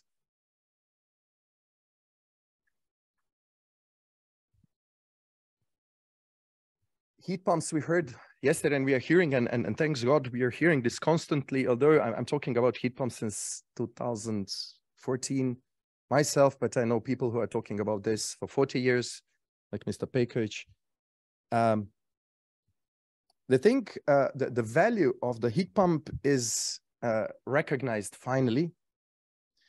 And when introducing Repower EU plan, European Commission had in mind to decarbonize our heating and cooling, of course, but heating mostly by introducing heat pumps. And each heat pump actually is giving 47 times more decarbonization compared to decarbonization, which we will do with a little bit of the focused looking only at the refrigerant, and this is shown in this graph. So direct and indirect emissions compared to abated emissions which are coming from the fossil fuel boilers, and the difference is 47 times, or in figures, 4,700%. It's not possible, but yeah, 47 times. And Repower EU says we need until 2026, 27, 5 years period, we need new 10 million hydronic heat pumps. And we need 20 million all heat pumps, so including air-to-air heat pumps. By 2030, we need 60 million heat pumps. The market at the moment, I think shown yesterday, was quite clear. Hydronic heat pumps are around 2 million at the moment installed. So we want to have, in next 8 years, 7 years, we want to have 60 million new ones in order to decarbonize our buildings, in order to reduce the dependency of Europe on the import. Yesterday also, Mr. Novak, I'm quoting him because he gave me a little bit of new information as well. We need to open 4 factories per year. I know about 4 factories which are being opened until 2025. My company, Vaillant, Panasonic, I forgot one, Bosch. So in plan now. So if it's not planned today, really, literally today will not be open until 2030. And we need 60 million of them. It doesn't exist in the current production. Okay, we will expand our production lines. So I think this is extremely important factor to take into consideration that all heat pumps are needed. So a little bit conclusion on comments of the industry is actually that the quota plan is actually not a phase down plan, it's a phase out plan by 2027. The bans we say not realistic, some will say yes, realistic, we should do more. I hear this in my own country from my friends, professors. You can do it. You can do it. But timing is extremely short. When the industry needed to switch to R32, let's say, or the equivalents which we have on the market, it took us, so from the proposal, which was actually discussed in 2013, 14, let's say, came to life, it took us 10 to 12 years to really achieve this. And this moment, the overwhelming market is not ready for that. And we already want it to happen in 3 years. This is extremely optimistic. I don't think so. This is realistic. There is an energy efficiency issue. Okay, in conflict with energy efficiency principle, newest eco design from 2026, we already know that the proposed technology cannot fulfill the requirements of the eco design 2026. This is the information I have. I want to really, I read it and from the reliable, people who are involved in the creation of the eco design. And again, to really have in mind the Green Deal, Repower EU, the energy crisis, really to have in mind that we need really a lot of heat pumps, and all heat pumps should be involved. So finally, we respect and the industry respects and goes along with the European Commission targets. So my company has also the target to be CO2 neutral until 2050 with the aim to have it also sooner. But the narrow focus on the refrigerants and the isolated focus, I think it should be avoided.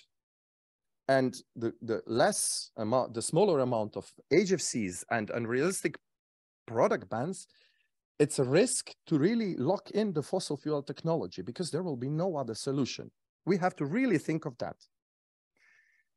Decarbonization, again, we need all heat pumps, 60 million by 2030, and having in mind all this, Repower EU, again, I'm sorry for mentioning this more times, but I still think it's not enough mentioned that those plans are really important to reduce overall CO2 emissions in Europe. And this is a good way. And we would like also to remind that following this way is not really having this particular interest on one regulation.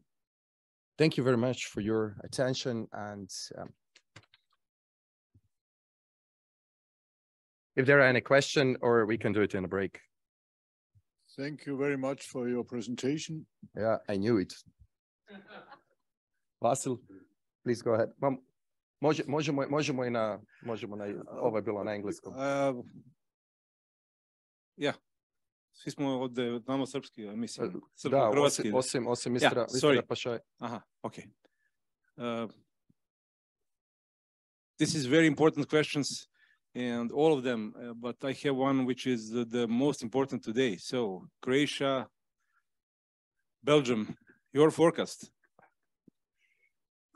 Do you want an honest answer, or do you want an? Yeah, I hope will be 2-0 for Croatia, but I think it will be 1-1. Yeah, I'm always betting on Croatia further, but I have to say that I'm really supporting Serbia tomorrow. So, and I will watch it in Belgrade. I thought of leaving this conference a bit early to fastly run to Zagreb. But I think I will already have a new Belgrade here in Novi Belgrade. I have a certain place I will watch. Vasil, please. Thank you for the presentation. We've discussed about this topic for days, not for hours. Yeah. And I know that you assume what is my question. I received the answer, and you told through the presentation the industry will find a way to produce.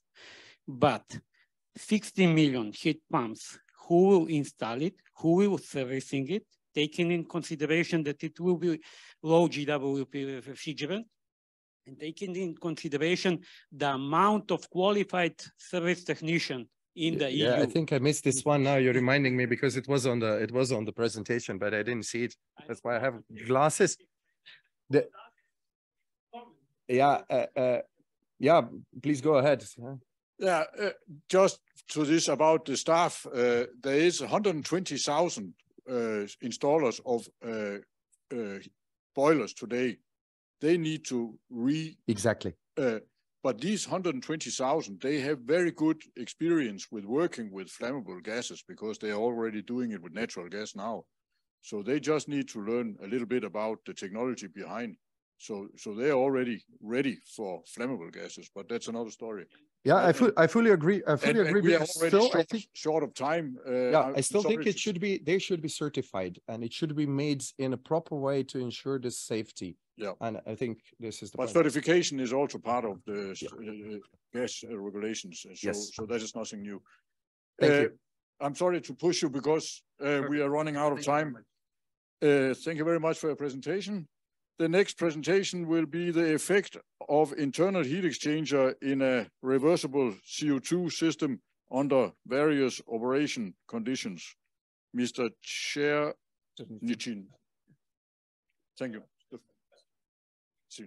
Sorry.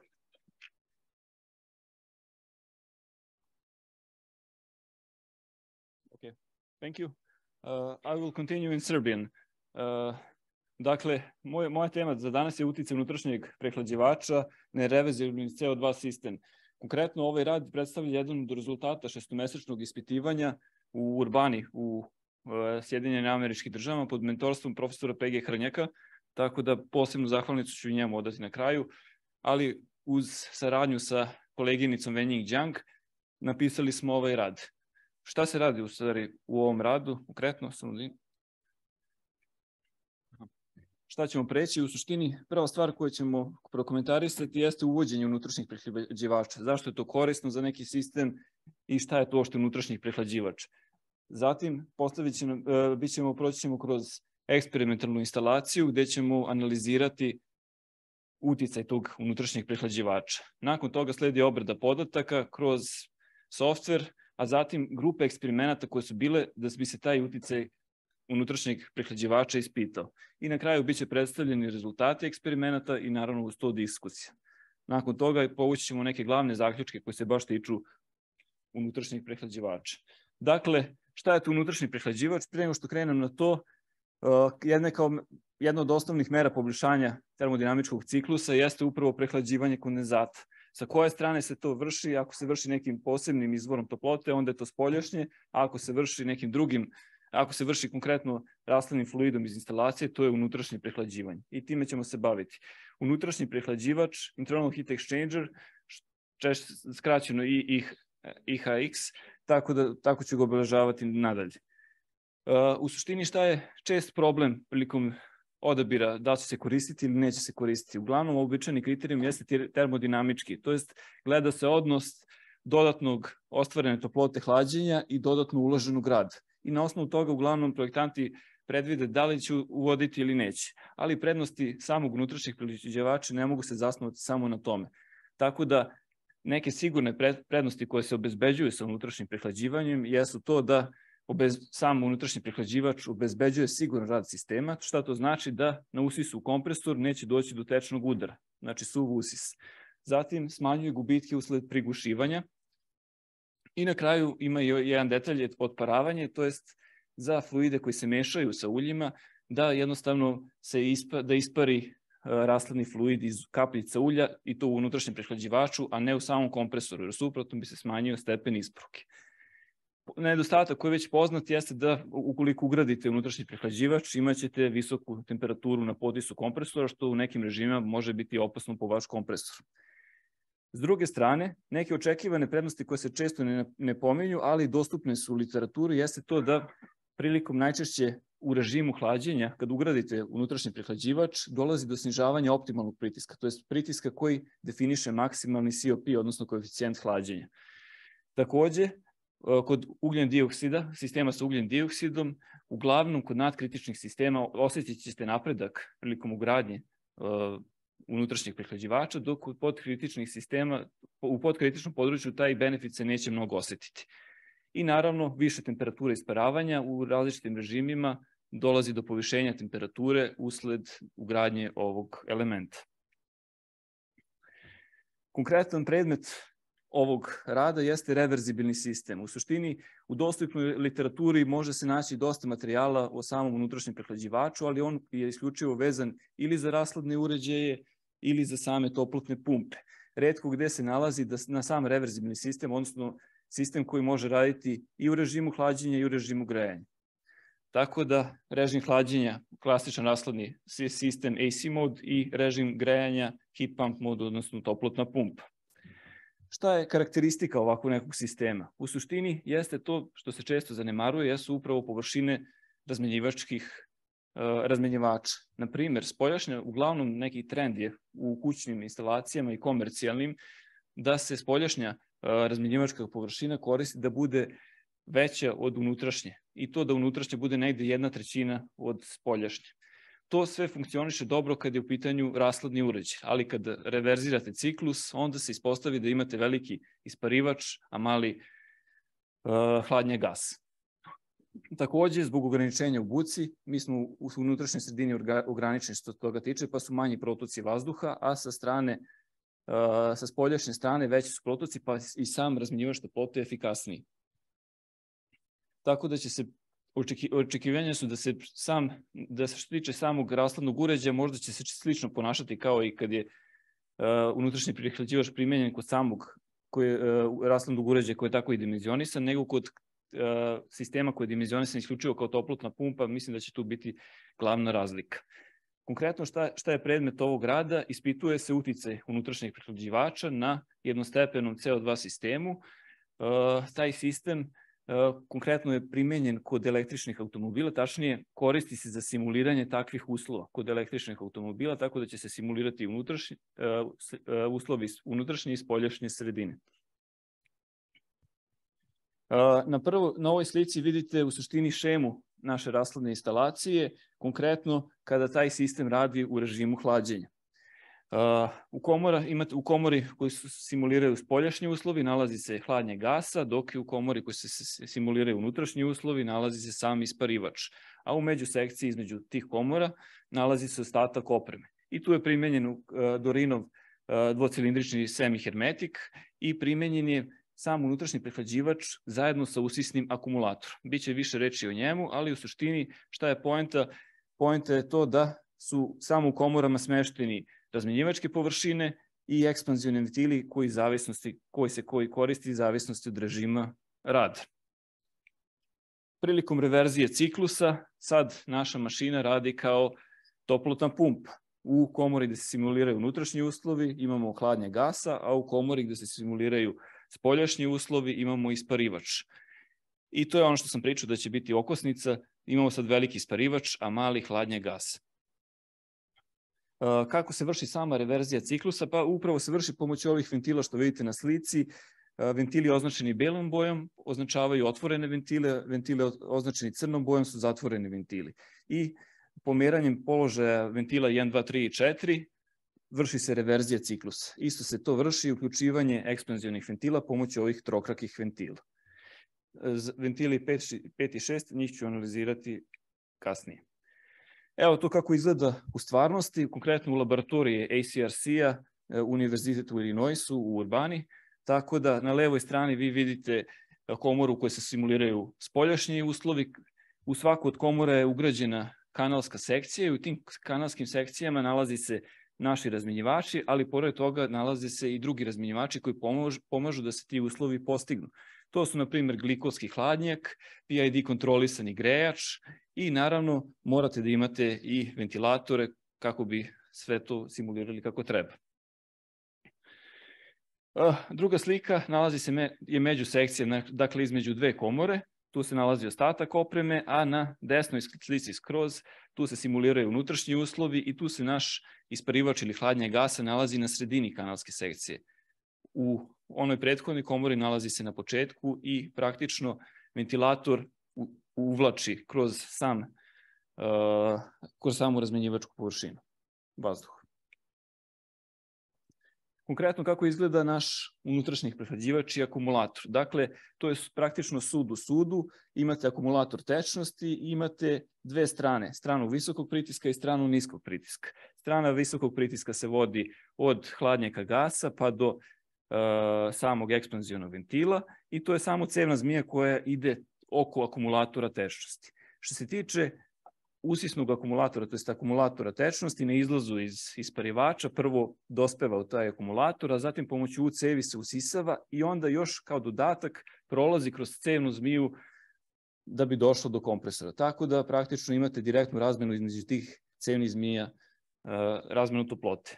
Sledeća slika, prvobitna konfiguracija. Dakle, ova instalacija je bila zamišljena da radi isključivo sa unutrašnjim prehlađivačem, a nakon toga je izvršena modifikacija da taj i unutrašnji prehlađivač može da se bajpasuje, to je da se obiđe sa bajpas vodom.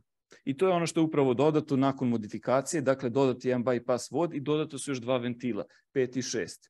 U suštini, otvaranjem ventila 5 vi zaobilazite unutrašnji prehlađivač i praktično dobijate skroz sliku na desnoj strani. Vi dalje imate usisni akumulator, štitite vaš kompresor od tečnog udara, ali ste zaobišli i nemate više unutrašnje prehlađivanje. I to je ono što će biti simulirano kroz eksperimente i gledat će se sistem kad se koristi unutrašnji prehlađivač i kad se ne koristi. Dakle, otvaranjem ventila 5 i 6. E sad, kako je sad to sve mereno?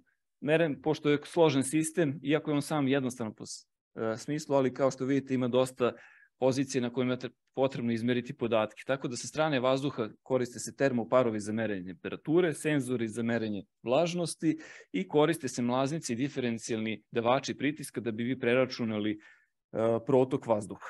Sa strane rashladnog fluida, što se i videlo na šemi, koriste se sonde za merenje temperature, koriste se davači pritiska za pritisak, logično, i merač protoka Coriolisov koji daje direktnu vrednost protoka rashladnog fluida. Ono što sam već pomenuo jeste da u izolovanoj komori, sem samih razmenjivačkih površina, instalacije ugrađeni su i glikolski hladnjaci u obe komore, zatim kontrolisani električni grejači i bili su još jedni obični grejači koji su kao dodatni i na kraju ventilatori, VFD kontrolisani ventilatori. Glikolski hladnjak radi pomoću dva agregata, tačnije dva spregnuta čilera. Tako da to se može u zavisnosti od režima koji vi simulirate, može se kombinovati pa da se jedan čiler uključi i isključi u zavisnosti šta želite da postignete. Ono što je bilo bitno da se postave sonde za merenje temperature i bio jedan odvojeni merač protoka koji je merio konkretan protok koji uđe u jednu komoru i koji uđe u drugu komoru. Tačnije, to su bila po dva.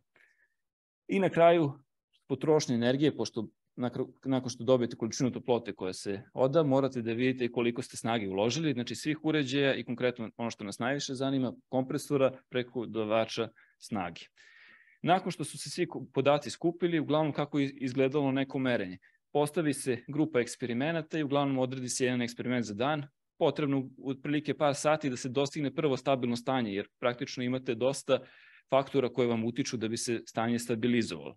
Nakon toga, kad se postigne stabilno stanje, onda se tek vrši snimanje. Kao što vidite, preko programa vi i kasnije data logger vučete podatke i mi prikupljamo podatke. Uglavnom se po snimanju išlo nekih pola sata. Tako da praktično ode jedan dan da bi se dobila samo jedna tačka. Na kraju ti podaci se obrađuju. Za obradu podataka korišćen je MATLAB i korišćena je baza podataka RefProp. Ovde u tabelama mi je prikazano u suštini samo jedan deo bilansa koji se pišu. Uglavnom, oni su napisani samo za komoru u kojoj se održavaju unutrašnji uslovi. Konkretno, za režim hlađenja to je rashladni učinak, a za režim grejanja grejni učinak. I ti bilansi se pišu iz tri ugla. Rashladni fluid, vazduh i iz ugla same komore. Što tiče rashladnog fluida, nije uziman samo u obzir samo rashladni fluid, već je uziman i uticaj ulja. Ovo OCR što vidite, Oil Circulation Ratio, jeste upravo maseni udeo ulja u samom rashladnom fluidu. Tako da on je konkretno izmeren i to je bilo oko 2%, što je baš odlično za ovakvu jednu instalaciju. I on nije uticao na konkretan rashladni učinak ili ti grejni učinak. Tako da posle matematika jasna, gleda se rashladni fluid, ulaz-izlaz, i gleda se ulje, ulaz-izlaz. Slična stvar i za vazduh, maseni protok vazduha koji se preračunava i entalpije na ulazu i izlazu. Što tiče same komore, tu su obračunavane snage, odnosno dobici od električnih uređaja koji su ugrađeni unutar komore 1 i komore 2, zatim toplotni gubici ili toplotni dobici u zavisnosti u kom režimu radi i naravno mora se uzeti u obzir i sam učinak hladnjaka, to je glikolskog hladnjaka. Nakon što definišete iz sva tri bilansa rashladne i grejne učinke, te vrednosti se osrednje i onda se njihovim deljenjem sa uloženom snagom kompresora dobije konkretno koliki je koeficijent hlađenja i koliki je koeficijent grejanja. Pre nego što pređem na konkretne merne grupe eksperimenata koji se tiču ovog rada, mora da se izvuku određene pripreme, to jest pripremni grupe eksperimenata. Prva stvar koja je bila potrebna da se uradi, da se odredi optimalno punjenje za instalaciju sa i bez unutrašnjih prehlađivača, kad radi u režimu hlađenja i kad radi u režimu grejanja. Tako da prvo optimalno punjenje sistema sa i bez. Optimalno punjenje za režim hlađenja je simulirano pri konstantnim uslovima 40-40 u obe komore.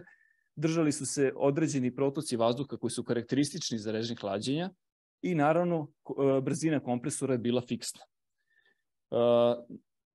Kao što vidite, same relativne vlažnosti su jako niske i iz tog razloga kako za režim hlađenja, tako i za režim grejanja. I potrebno je da naglasim da su one namerno, iako to nije realistično u stvarnosti, namerno su tako održavane da ne bi došlo do stvaranja inja na isparivaču u oba režima. Jer u tom slučaju prilikom snimanja vi imate nestabilni režim i ne možete da prikupite podatke, to jest ne možete im verovati. Tako da je namerno održavano tako. I sad šta se radi? Na primjer, u režimu hlađenja dodaje se, napuni se 1 kg fluida i onda se dodavalo po 50 grama. Za svako dodavanje pod 50 grama rađena su otprilike par pritisaka podešavanjem ekspanzionog ventila. Tačno, imali smo potencijometar i njime smo podešavali otvorenost ekspanzionog ventila. Tako da se odrede pritisci i otprilike se odredi, pošto nismo tad još imali kontrolnu jednačinu, koji pritisak daje najbolji koeficijent hlađenja. Slična analogija je povučena i za režim grejanja, s tim što su uslovi različiti 0 i 10 i brzine vazduha su različite, a su držane konstantno. Takođe, brzina kompresora je držana konstantno. Kao što možete primetiti, količina ugljen dioksida je nešto manja u ovom slučaju, od 700 do 1100, jer dolazilo je do preplavljavanja kompresora ako se pređe ova vrednost. To je bio prvi pripremni eksperiment. Drugi pripremni eksperiment, nakon što ste napunili instalaciju da radi optimalno, onda tražite otprilike koje su vam optimalni pritisci. Kao što znate, kad imate nadkritični CO2, morate da definišete pritisak koji će vam dati najbolji COP. Tako da za zadate temperature, zadate brzine kompresora, varirane su različite vrednosti, konkretno promenom otvorenosti ventila za različite pritiske. I pritisak koji je najbolje davao, on je određen da bude optimalni za taj režim. I onda dalje menjali su se uslovi i tako je dobijena kriva. Sad konkretno, ono što je najbitnije za ovaj rad jesu grupe eksperimenta koje će pokazati uticaj unutrašnjeg prehlađivača kako u režimu hlađenja, tako i u režimu grejanja. U oba režima postojale su dve grupe eksperimenata. Prva grupa eksperimenata u suštini je bila variranje ambijentalne temperature. Šta to znači? U komori gde simulirate spoljašnje uslove, varira se temperatura, to je variraju se uslovi, dok u komori gde se simuliraju unutrašnji uslovi, drži se ista temperatura vazduha na ulazu i izlazu i samim tim i sam rashladni učinak. Druga grupa eksperimenata bilo je hlađenje, budući da simuliramo rad sistema u kolima, gledamo spoljašnje i unutrašnje uslove, ovo je bilo konkretno hlađenje tokom leta. Počelo se od 40 i onda se temperatura u komori snižavala do 25. Naravno, sve vreme temperature, to jest protoci vazduha su držani konstantni. Što tiče same brzine kompresora, ona je otprilike gađana da se postigne odgovarajuća temperatura vazduha na izlazu, odnosno da se cilja isti rashladni učinak. Što se tiče režima grejanja, slične grupe, kao što možete primetiti, opet variranje ambijentalne temperature, s tim što je sad ambijentalna temperatura, imamo isparivač u komori za održavanje spoljašnjih uslova, a hladnje gasa u komori za održavanje unutrašnjih uslova. Tako da su malo razlike temperature i sad više nemate kao drugu grupu hlađenje, već imate zagrevanje. U suštini u zimskom periodu godine krenete od najniže temperature i polako zagrevate dok korisnik ne kaže otprilike 20 stepeni mi je u redu da imam. Brzina je takođe podešavana da se odrede odgovarajući učinci, to je brzina kompresora.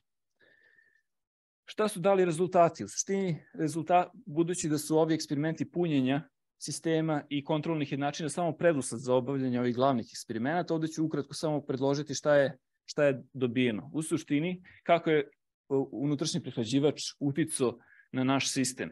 Prilikom režima hlađenja optimalno punjenje je bilo 1450 bez unutrašnjeg prehlađivača, to je bazni sistem, a njegovim dodavanjem smanjilo se punjenje.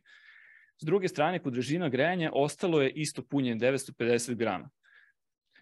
I ovde možemo izvesti zaključak, znači nekako je logično kad uvodimo neku novu komponentu da će se samo punjenje instalacije povećati, ali to ne mora da znači, na primjer ovde je dokazano zato što ovaj unutrašnji prehlađivač ostvarivanjem poboljšanja i unapređenja sistema jednostavno nije mu potrebno veliko punjenje i onda može da ide čak sa istim ili pak sa manjim punjenjem. Ono što se tiče kontrolnih jednačina sa strane režima za hlađenje. Od režima za hlađenje je pokazano ono što je generalno dostupno u literaturi, a to jeste da vi ugradnjom unutrašnjeg prehlađivača snižavate optimalni pritisak. I ovde upravo to sniženje je postignuto za uslove, znači sniženo je od 2,4 do 6,7 bara. Što tiče same toplotne pumpe, unapređenje nije toliko ostvareno što se tiče iz ovog ugla, ali primetilo se promena nagiba krive, što znači da pri kasnijim višim temperaturama ugljen dioksida na izlazu iz hladnjaka gasa vi imate otprilike niže pritiske, to jest optimalne pritiske. Sad, konkretno, rezultati za režim hlađenja. Šta smo dobili? Za prvu grupu eksperimenata koja je, na primjer, imala variranje ambijentalne temperature, dakle, ambijentalna temperatura je varirana, a unutra je držana u samoj kabini automobila držana ista temperatura, isti rashladni učinak. Prva tačka, to je najniža ambijentalna temperatura, izazvala da naš sistem radi, to je jedini slučaj, da radi u podkritičnom području. I upravo se tu pokazuje da je, iako i postoji unapređenje, i dalje je to unapređenje malo. Tako da uglavnom za nadkritično područje primjena unutrašnjeg prehlađivača je preporučljiva i za više temperature, to je ambijentalne temperature. Sad, kako su predstavljeni rezultati, čisto to nisam nagovestio, na ordinati vi imate praktično odnos koeficijenata hlađenja kad sistem radi sa prehlađivačem i kad radi bez njega. Sve preko jedinice, znači unapređenje do uvođenjem nove komponente, a ispod ta komponenta ne ostvaruje određeni benefit. U režimu hlađenja praktično svaka tačka iznad jedinice i uglavnom najviše poboljšanje koje je ostvareno je 13,8%. Ono što je, na primjer, za hlađenje vazduha u kabini automobila, vidite, otprilike konstantne su vrednosti, negde oko 10, s tim što je za startovanje našeg automobila, kad su temperature 40-40, a onda tek sledi hlađenje, tad se ostvaruje i najveće unapređenje kad se uvodi ova mera. Što tiče grejanja, situacija nije tako dobra kao što se tiče hlađenja, ali to je nešto što je bilo generalno i očekivano i moglo se lako zaključiti pomoću samog ciklusa. Ali i dalje i u režimu hlađenja sistem je pozitivno iznenadio. Konkretno, kod variranja temperature, šta je bilo problem? Jasno vam je da dodavanjem unutrašnjeg prehlađivača povećava se pregrevanje i samim tim se povećava temperatura rashladnog fluida na potisu. I to je upravo ova prva tačka. Tu se pokazalo da primjena unutrašnjeg prehlađivača nije efikasna, to jest nije opravdana iz prostog razloga, ali to je samo došlo iz tog razloga zato što je postojalo ograničenje koje je definisao proizvođač do koje temperature na potisu nije smelo da se prekorači. Iz tog razloga prve dve tačke su nešto niže. Kasnije, kako se variraju uslovi, već se osjeća benefit našeg unutrašnjeg prehlađivanja. Sa druge strane, imate sad zagrevanje vazduha u kabini, startujete automobil sa 5 je napolju, 5 je unutra i onda se zagreva tipa do 20 stepeni. Svi rezultati su dali povoljan ishod, u suštini najbolje poboljšanje je bilo 10,5%. I sad konkretno zaključci koji se mogu izvesti da li je nešto pametno koristiti ili ne, konkretno ovaj unutrašnji prehlađivač, jeste to, na primjer, u ovom primjeru je predstavljen jednostepeni reverzibilni CO2 sistem. Zaključili smo da dodavanje nove komponente ne mora da rezultuje direktno i povećanjem punjenja ukoliko ta komponenta ostvaruje neko poboljšanje. Što tiče kontrolnih jednačina, to je kontrolnih jednačina optimalnog pritiska, za režim hlađenja to je povoljan ishod iz prostog razloga zato što snižava taj pritisak i onda praktično vaša mašina radi efikasnije. A za režim grejanja to su otprilike slične vrednosti, ali kasnije, pri kasnijim višim temperaturama, to se odražava na benefit ugradnje unutrašnjeg prehlađivanja.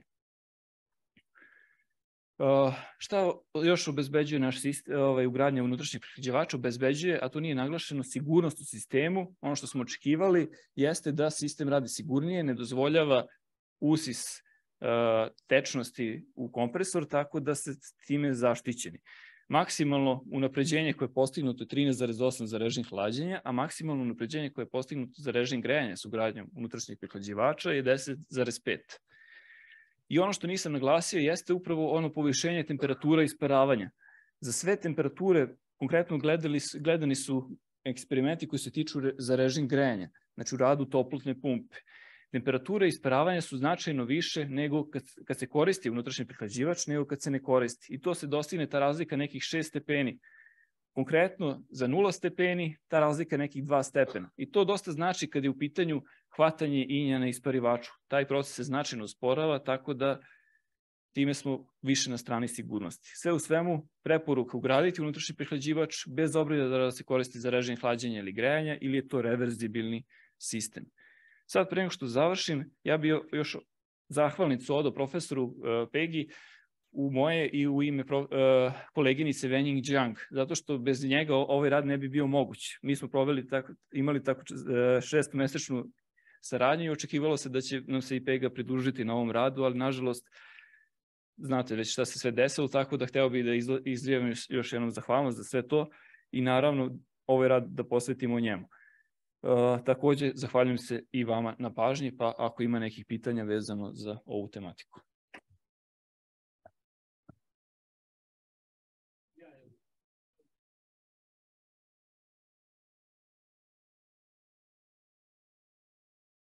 U ovako kompleksnom ispitivanju, kako ste održavali stacionarno stanje i na strani grejanja, na strani hlađenja i koliko vam je trebalo da obradite podatke, a da ne poremetite stanje, s obzirom da ste menjali i količinu rashladnog fluida kad ste sve to merili?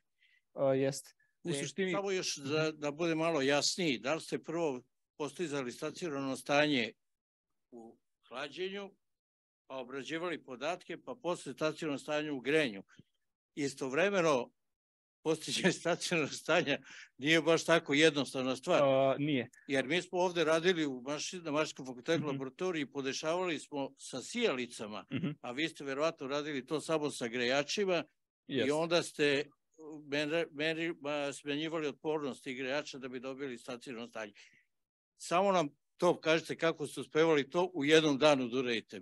Nažalost nije se u jednom danu, zato kažem dosta je trebalo vremena, 6 meseci sam ja tamo bio i u suštini dosta iziskivalo, nekad jednostavno niste mogli, pošto ja simuliram režim rada toplotne pumpe, a napolju je 30 stepeni leti i onda vi morate da uključite svaki mogući režim hlađenja da bi se to postigli. Tako da uglavnom su simulirani slični uslovi, a kad sistem radi bez unutrašnjih prehlađivača i radi samo u jednom režimu. I onda tek kad se završi celokupni eksperimenti vezano za to, onda dalje se gleda optimalno punjenje za sledećeg sistema i sve iz početka se praktično radi. Nije promaklo da ste rekli da ste u jednom danu uspevali da postignete i da izmerite podatke. Jesmo, ali bili smo sve vreme smo se držali istog režima i istog rada sistema, znači bez ili sa unutrašnjeg prehlađivača. I tad je bilo dosta teško postići. Ja bih imao neka pitanja, možda nisu ni pitanja nego komentari. U mnogim radovima koji se prezentuju vezano za CO2 se ne navode pritisci, znači vi ste pričali o optimalnom pritisku i variranju optimalnog pritiska od 2, nešto do 6 nešto bara i praktično kontroli potisne temperature. Ja bih volao da znam na kojim pritiscima ste radili i koje su bile potisne temperature. U suštini, kad smo nailazili na ograničenja, maksimalna temperatura je bila 150 stepeni. Znači, najviša temperatura do koje smo došli je možda 147, 148. Što tiče najviših pritisaka, radili smo otprilike sa 90 bara. 90, pa već sa 100, mislim, radili smo i sa 100 bara, ali ti rezultati nisu davali dobar COP. Tako da, uglavnom...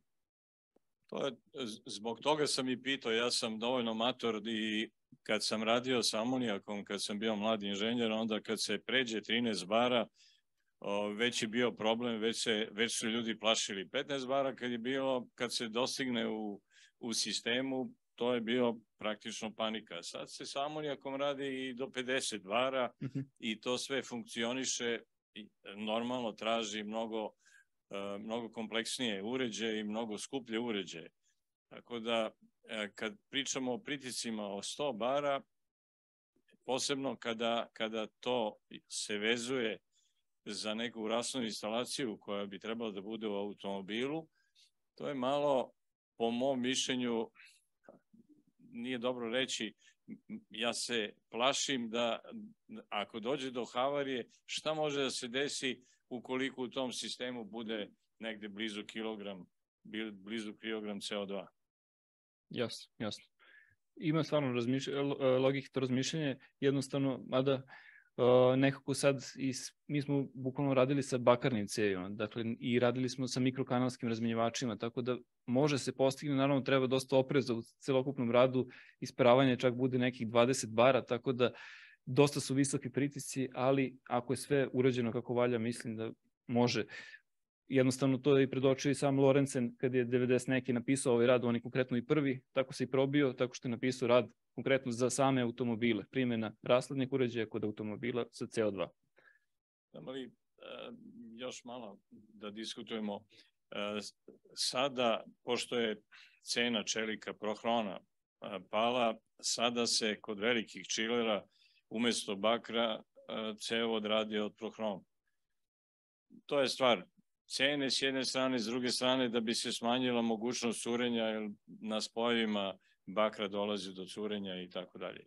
To se sve radi za uređaje koji imaju pritiske reda veličine 30-35 bara. Ja stalno se vraćam na tu priču, ja sam vidio neke velike instalacije sa CO2 koje su radile na 110 bara. I to je ono što normalno, ukoliko je količina velika, onda to postoji opasnost uvek da dođe do nekih većih havarija i do većih problema.